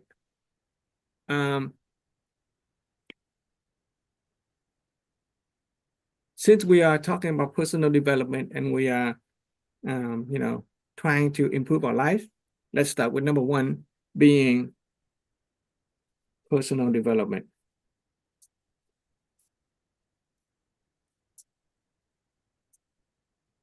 This is budget for the personal development. So there are 6 different budget, okay? 2, 3, 4, 5, 6. Budget for personal development, at least 5%. Okay?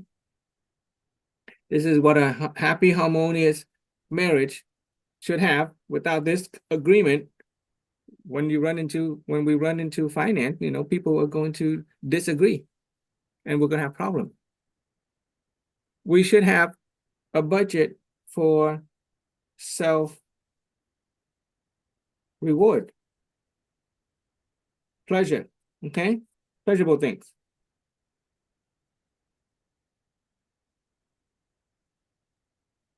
%5.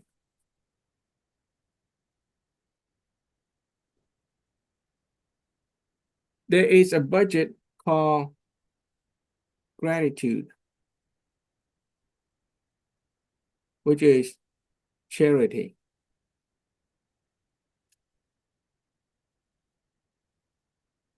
About 5%.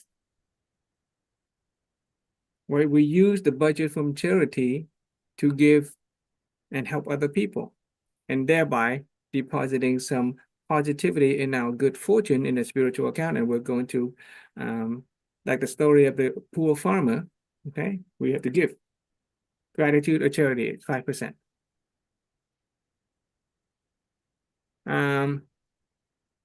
What else? There is budget for fixed cost, right? Stuff that happens every month, every week that we have to pay for. There is a investment. These are money that we are going to put into any investment account in anything that will give us financial freedom. Okay.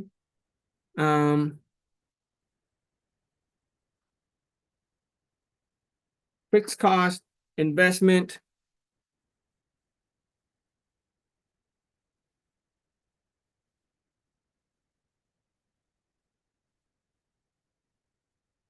And things that are unplanned.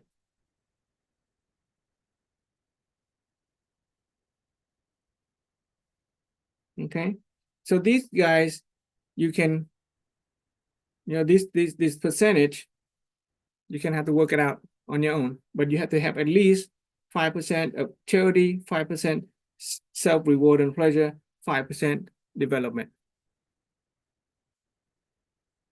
For some people, a lot of fixed costs, okay? Investment, you can call it value creation. These are the numbers that go really big.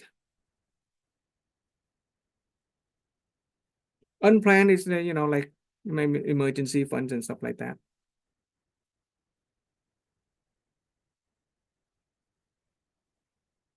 Yeah.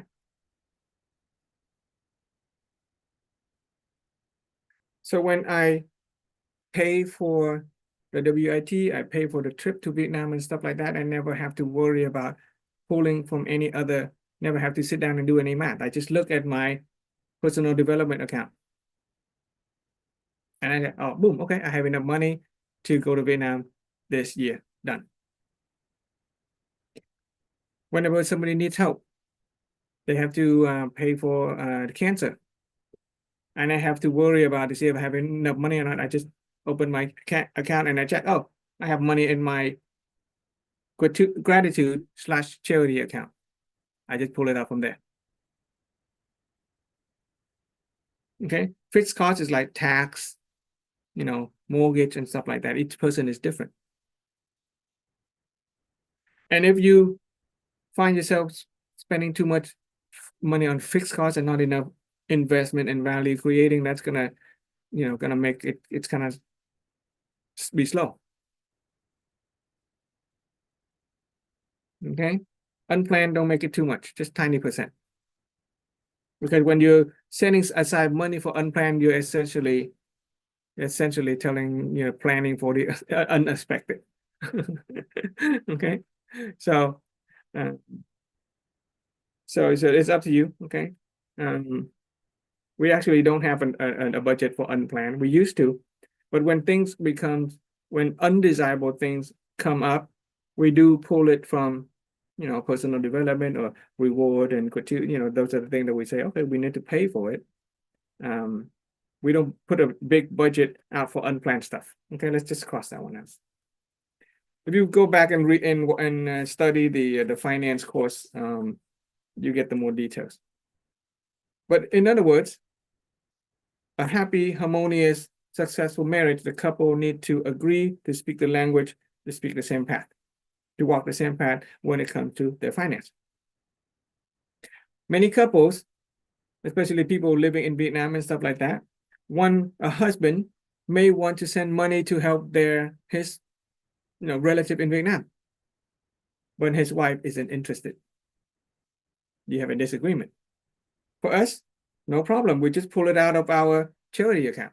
It doesn't matter who we need to help. It could be the in-law from the husband. It could be the in-law from the wife. It could be a stranger. But when there's a need, we just look, okay, we have money in our account, so let's use it. If there's no money in our charity account, sorry, too bad. There's another one. There's a saying in the finance. There's a saying in the finance teaching that says that if you don't have a plan to use your money,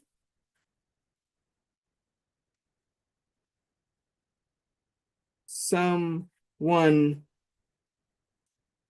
else will use your money. This happens a lot.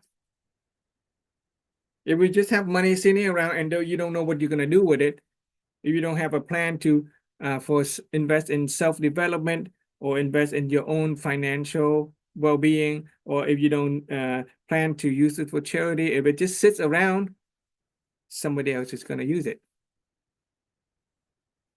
A family member is going to ask to borrow.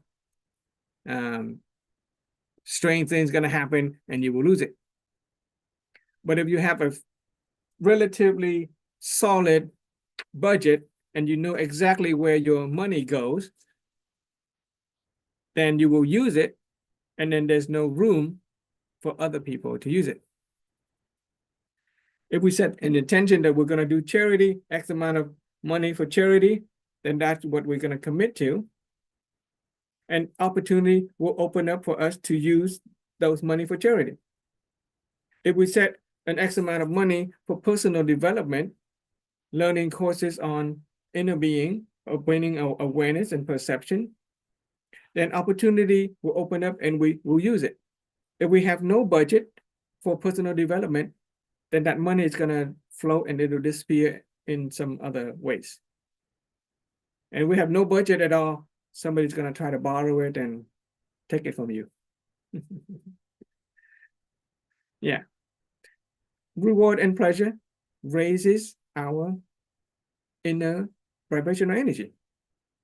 Make us happy. Reward and pleasure, right? We treat ourselves well, and so our life is gonna get better. With gratitude and charity, out of the energy of gratitude, we help other people and thereby deposit positive seed into a good fortune account. Our life is gonna get better. Personal development, raise our inner awareness, raise our capability. Our life is gonna get better. But as long as the husband and wife have the same language, agreement, and path with respect to where we're going and finance, then there will be no problem. Okay. I think my wife has been investing in a startup with a bunch of wit people. Okay, we're putting our money into a meaningful, what's that phrase? Okay, what you want to have a have a plan for meaningful use of money. Two statement. If you don't have a plan to use your money, someone else will use it for you. If you have a plan for the meaningful use of your money, we will attract more money.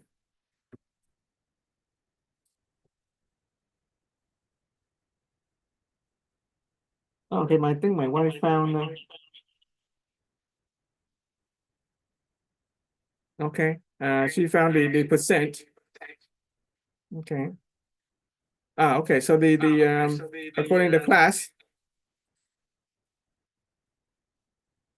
Let's turn this volume down and mute this one and then okay. Yeah, so my wife found the percentage. Our percentage is different because we have different ways of doing it. Okay, but let's rewrite that page according to the official teaching, just so we can share the official teaching. And once you have mastery over your own finance, you can adjust the percentage. Okay, so budget 1 is fixed cost or just basic needs. Okay, basic needs. And that one is 55%. So a lot of, stuff. There is a long-term saving for meaningful purpose. Like buying a house, a car, right? Example, house, car, college, stuff like that. And that is 10%, at least 10%. Okay. Education. Okay, this is really personal development.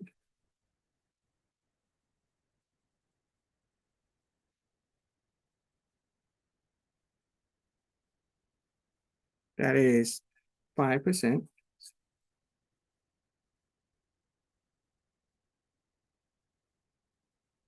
A budget for financial freedom. This is investment, retirement, okay? That is 10%. Okay. There is pleasure. Okay. This is self-reward. Pleasure, reward. That is 10%. And last one is charity. 10%. Okay. 10, 20, 30, 40, plus 60 is 100. Okay. 1, 2, 3, 4, 5, 6. 6 budget.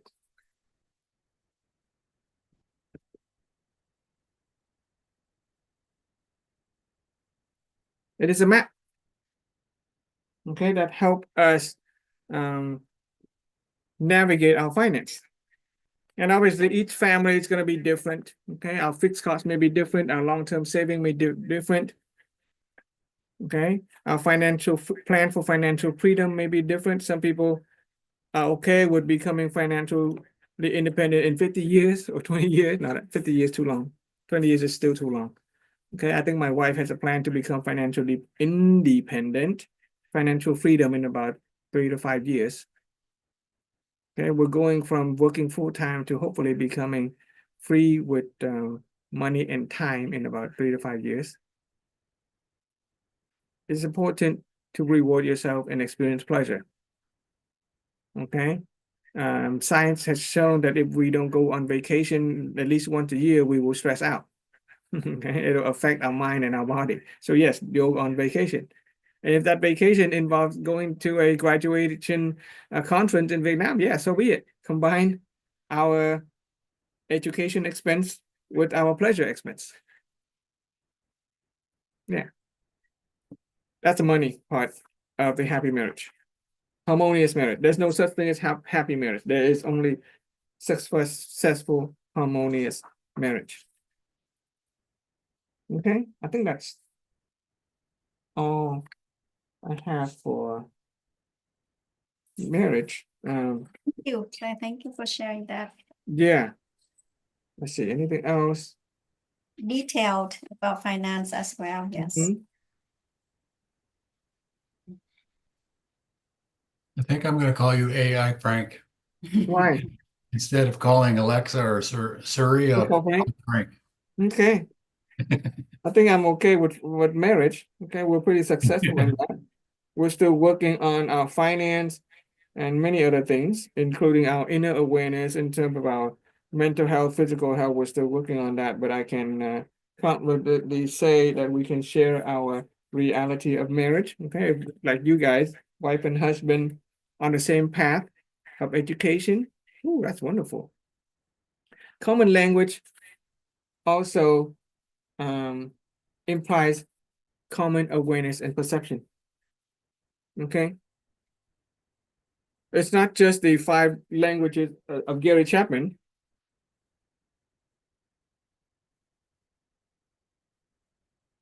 But it is really the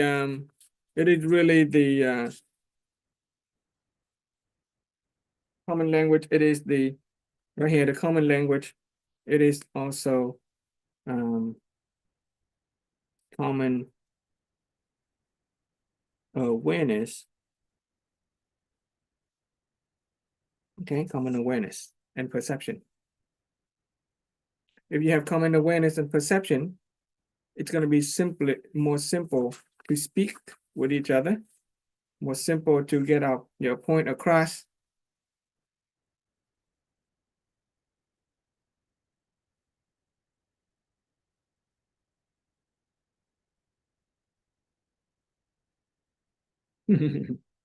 Okay.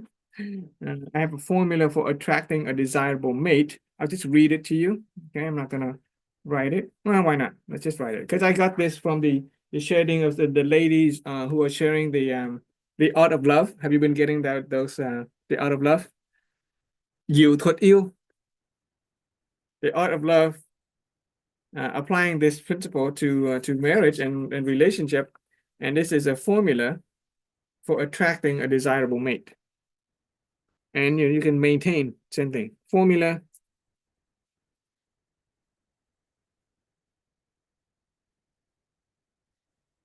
for attracting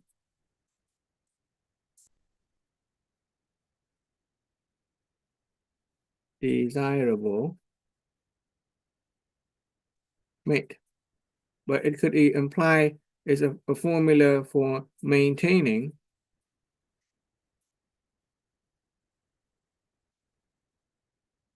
harmonious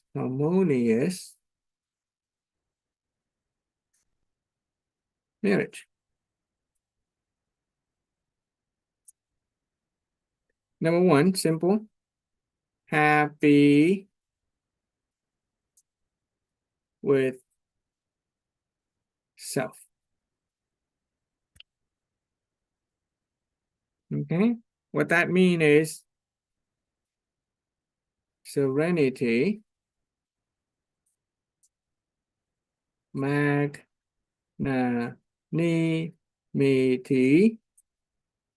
honoring, gratitude with self. This is something that we can practice every day. This is how we can attract a desirable mate. Right? You can attract a person who is attracted to unhappiness. Happens all the time. Unhappy people attract unhappy people. But do we really want that? Do we really want to attract unhappy people who resonate with our unhappiness? No. If we want a marriage that will last, we want to get ourselves happy first. Be at peace with ourselves. Be generous with ourselves. Honor and respect with ourselves. And thereby attracting the same kind of people with the same energy frequency. Number two, get complete with character. Okay, that is part of our House of Holistic Health. Where is it? So many papers, I cannot find it anymore. Okay, forget it. There is that candle of character. Wisdom, attitude, character. In order to have good character, we need good attitude. In order to have good attitude, we need to have wisdom. When we have become a person of character, also known as a person of wholesome character, the person of wholesome character has joy, has simplicity, has humility, has loving kindness, things like that. Because by definition, a person of character is also a person of success and is a person that other people want to be close to. Okay, a person of character is a person that other people want to be close to. When we become a person of character, we naturally attract other people. And if we are a person of character within a marriage relationship, then we continue to attract our mate, continue to maintain our relationship. To get complete with character, a person who has a wholesome character.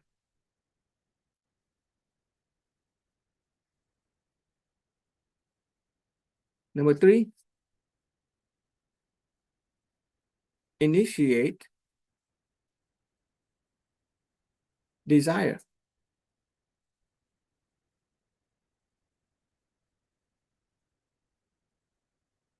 Okay. And remember that little interaction between conscious desire versus inner belief. Yeah. Initiate desire and then match with inner belief. If we want a happy marriage, or if we want a wonderful spouse, but if we don't believe it, if we're not a vibrational energy frequency match for it, then we're not gonna get it. Okay. Inner belief is VEF. It is our vibrational energy. Number 4, clear images. Okay. Know what you want. If you're in already a relationship, continue to create positive mental images.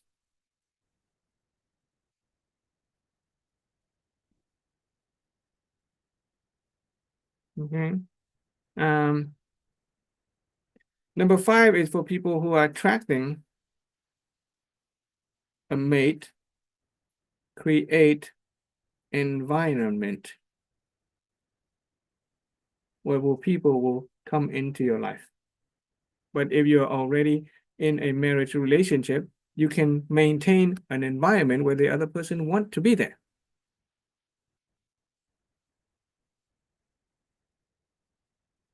Six, be proactive.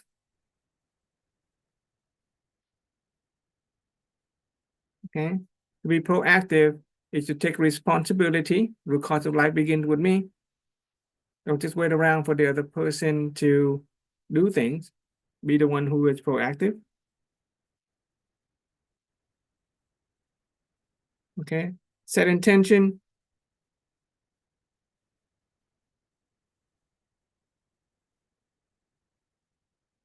There's a power in intention. Number 8, apparattel.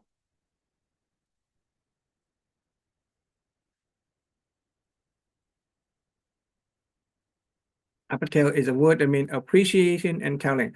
Tell other people about it and tell other people about it with the energy of honor and gratitude. Appreciation, tell. Every time we appreciate and we tell, every time we apparattel, we are actually raising our own vibrational energy. We are getting clear with our mental images. We are reinforcing our favorable concept. So I just pulled this right out of the Sharing on the Art of Love by some of the ladies from the WIT courses.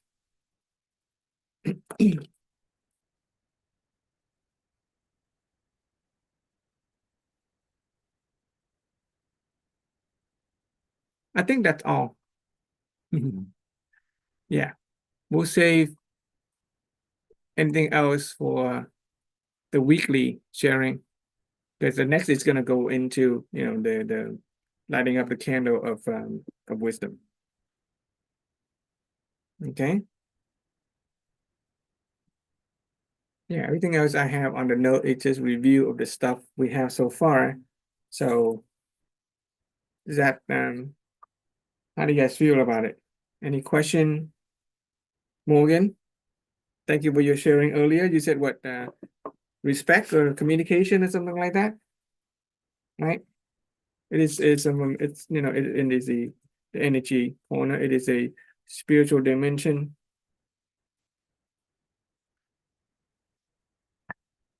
You guys think that you have enough source concept to coach other people? Very good. I was just wondering, for common awareness. So a person who would do personal growth and a person would say, "Oh, I'm good enough. I don't need personal growth."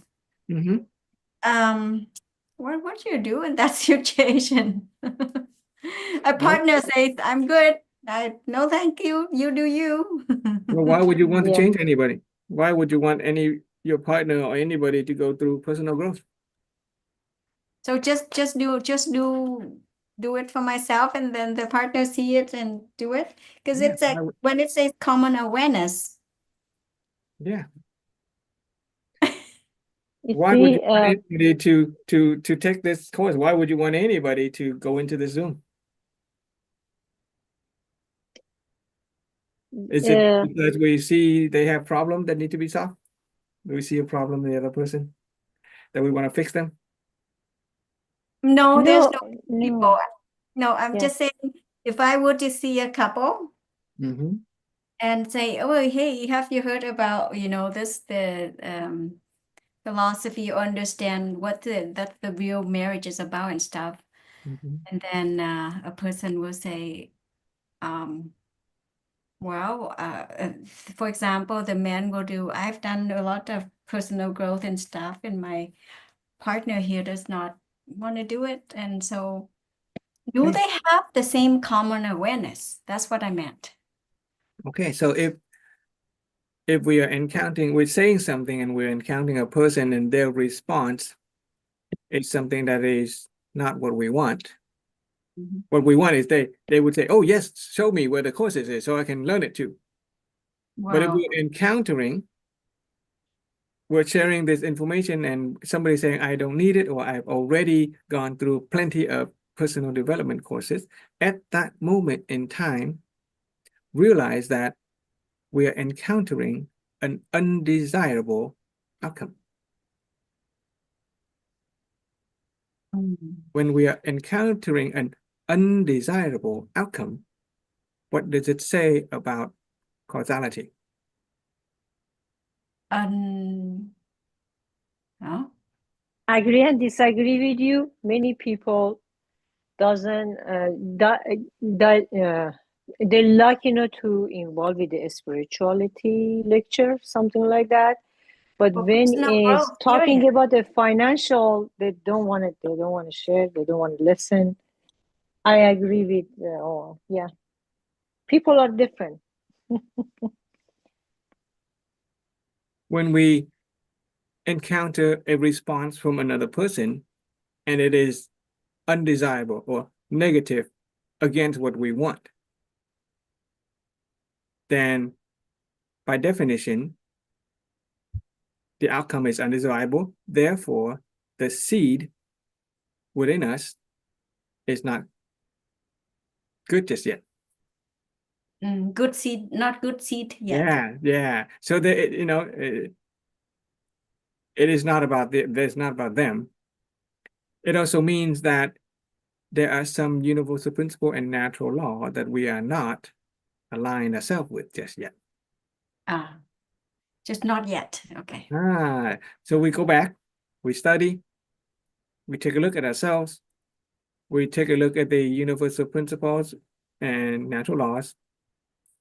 Usually it is the circle of knowledge because we'll communicate with another person and we're trying to give them something from we're trying to speak to them from our circle of knowledge, and immediately when they hear it, they close the door because it falls within their circle of knowledge and they either disagree or agree with us. And so we have not contributed any new value to their knowledge. They literally say, oh, they've done plenty of personal development courses. I don't need any more. It's like for me when I took a few classes with you before we went to that offline course, and I was still not 100% about it. I went through the offline course, and I was starting to wake up a bit. I thought, well, okay, maybe I'll take Mentor 7, and I didn't decide then either. But it was after going through a few more classes with you. You make it easier to understand for me, and I made up my mind. Nobody told me. I made up my own mind that I'm taking Mentor 7. Yeah. And that's my goal now. Yeah. But when we encounter another person and we're trying to introduce a new knowledge or give them advice and they don't accept it, it is only because we have not gotten into their circle of knowledge. We are still trying to speak from our own circle of knowledge. Got it. We don't fully know them just yet. And just go back to getting to know them. Ask with humbleness and sincere desire to know. Detach from all that we know. Old Master Mark has erased his mind from everything that he's read. This last 24 hours, erase it. Forget that you know anything about wit. Oh, can you do that? Can we actually let go and detach? I'm not saying that erase everything. We just set it down. Like you're carrying a backpack, just set it down so that you are now unburdened by the knowledge you have, or the sense of identity, Mhm. okay? And then get to know the other person in an authentic level. First, yes. And when we truly, fully know them from an authentic level, we essentially become them. Mhm. Then we can speak to them as if they are speaking to themselves. We know exactly what they need. We know exactly what they want. And then we will offer the appropriate suggestion or guidance or direction. Maybe they don't need to take this class. Why do we assume they need to take this class? Well, not taking this class, I don't assume yet. No, it's just to share with the knowledge I have. I would ask, what is the a lot of people get into marriage and they don't know real meaning behind the marriage and the real definition of love. So I just want to share with them those kind of information. It's just not I'm going there and wanting to have them to take WIT courses or nothing like that. Yes. So Yeah, I get what you're saying. Okay, I did run into that issue all the time. Okay, Yeah. but it is often the case that we'll talk about, wisdom later. Yeah. Oftentimes it is the case that the way we see another person is not what who they really are. We are projecting our desire onto them. We want them to experience happy marriage or whatever, but it is the projection of our desire. Very good. Okay. Yeah. Because it's not their desire, it's your desire. Yeah, it is your desire for them, but it's not their desire. Mhm. We can give them the gift of our gaze, which we can see the potentiality. We can see that, okay, so this is a person who can potentially transform and experience a happy, healthy marriage like the one that I have.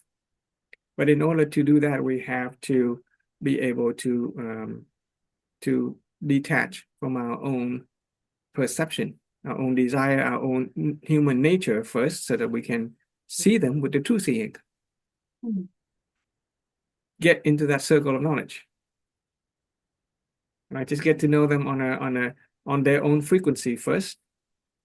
And when we can listen with authenticity and desire and humbleness to know them, we will get to know them. And then at the right moment in time, when the vibrational energy is appropriate, what we say will resonate with them, that will cause a transformation. Well, if you push them to, and they're just doing it for your desire, they're Yeah, actually losing marriage Yeah. and blessing. If we pressure another person, then we initiate our own desire for ourselves to be heard. The desire for ourselves, the more we try, the more we go negative. And when we go negative, we're not going to get positive results. Yeah. And that's why we take refuge in that wrap, take refuge in that serenity, just kind of listen with our true seeing, give it a space, and different circumstances are going to be different. Okay, it is Master Thorn's default response is to not answer that kind of question, that hypothetical question, because each person is different. Each case is different. One It's person to another. basically going through the motions. Huh? It'd basically just be going through the motions Yeah. and not really retaining what they're being taught. Yeah. Okay. So if anything, we can start to learn to listen. Okay, learn to listen and get in the same space as other people. And we work on our own. We work on our own character of joy, simplicity, wisdom. Work on honoring gratitude and all of that stuff.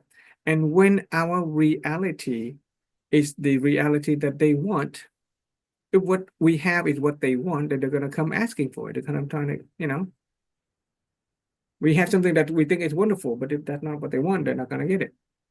They're not going to want to ask for it. But if what we have is what they want, then they're going to come asking. They're going to want. Then you can give simply. Thank you, Frank. Okay. We'll resume on Wednesday. Okay, I think Wednesday we just finished the discussion on the level 3 wisdom. If you have not had a chance, go ahead and review the recording. It was kind of interesting. I had a pleasure of meeting and speaking, with several native Vietnamese student and participant. I get to know them. And most of my Wednesday sharing, I am doing the talking. But in that Wednesday just passed, I spent an hour talking to a participant in Vietnamese, getting to know him, discovering that there are wonderful people out there, wanting to do charitable things. And I spent an hour talking to a gentleman, and then at 7 o'clock, an hour later, a lady came in, and I shared it in English. She did not speak English very well, but she shared her lesson impression in Vietnamese, and she got the material. So it was kind of fun, a unique experience. So go ahead and review that. When we come Wednesday, we are going to light up the second candle in our House of Holistic Health, House of Holistic Wealth. It is the candle of attitude. Okay, and this time after attitude, I'm going to try to focus on the character, because the last season we did not speak much about character. We spent much time in the integrity, but this season I'm going to spend more time in the character. And then in a few weeks, when I study some more on the master's course, which deal with the principles and the laws and more formulas. So you have one formula, just very few formula. We'll learn about formula. We'll learn about what is it? Passcode. The passcode for a life of wholeness, the life that we want, is very simple. We have the code is 3773. 3, standard reference system. We already have that. Standard reference system.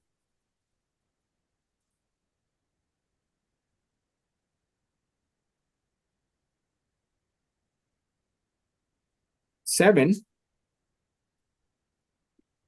candle of holistic wealth.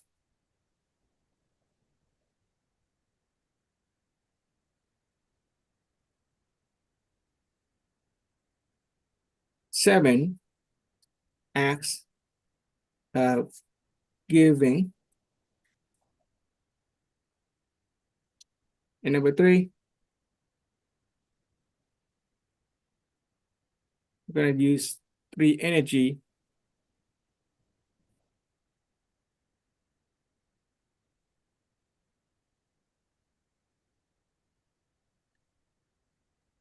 Serenity,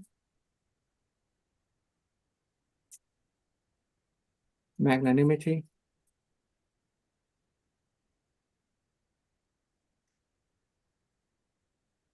honoring, gratitude.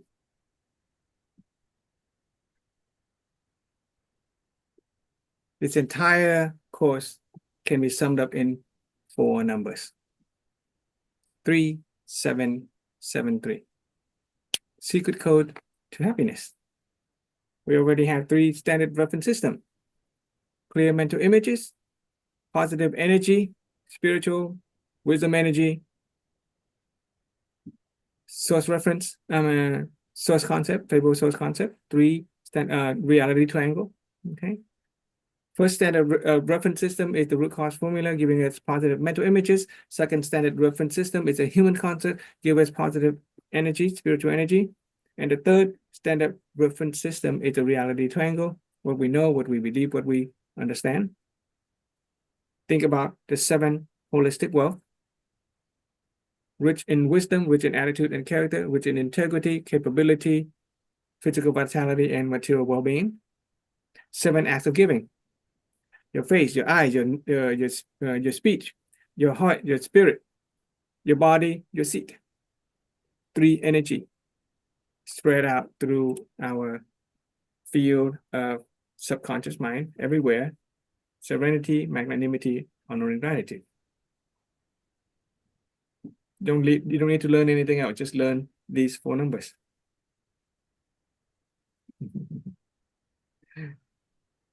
Okay.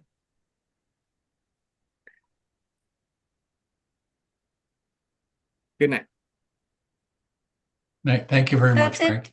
Frank, that's done? Huh? Done? We done? Yeah, we're done. I don't want to talk anymore. Okay, yeah, I know. Unless you have more questions and you have to have more sharing, maybe, time for you guys But to I just speak. like with a great gratitude to you. Really appreciate. Well, we were thinking if this is 2 days we really set ourselves doing nothing besides doing this, except last night was a little function. It's a retreat for us. So Okay. we put ourselves not to have some other functions or outside engagement. So it's good information. We able to retain more information, get more and retain more. Thank you. Truly, yeah, she's right. Yeah. Okay. A big retreat for us. We need to do it often. Okay, yeah, that's good. Okay. I'm waiting for the 48 hours. Yes, okay, look forward to that. Okay, good, All good. right. We'll see you I'm glad to Wednesday. have a following, even if it's just two people. Okay. Yes. I am fortunate enough to have 2 people. Yeah. I think Thank you. yeah. And Thank also, you know so much information in science and spiritual world and everything. So Ron was saying, I'm not going to call Alexa anymore. I just call Frank AI. It's like you basically a walking encyclopedia. Yeah. Thank Yeah. you for your gift of compliment. Okay. Yeah. Okay. Well, take care. Have a good rest. Take care. Yes. See you Okay. Wednesday. See you. See Thank you Wednesday. so much, Frank, and thank you guys all. Okay. Thank you, Morgan. Yes, Yeah. thank you, Have Morgan. a good night. Okay, Bye-bye. bye. Okay. Good night.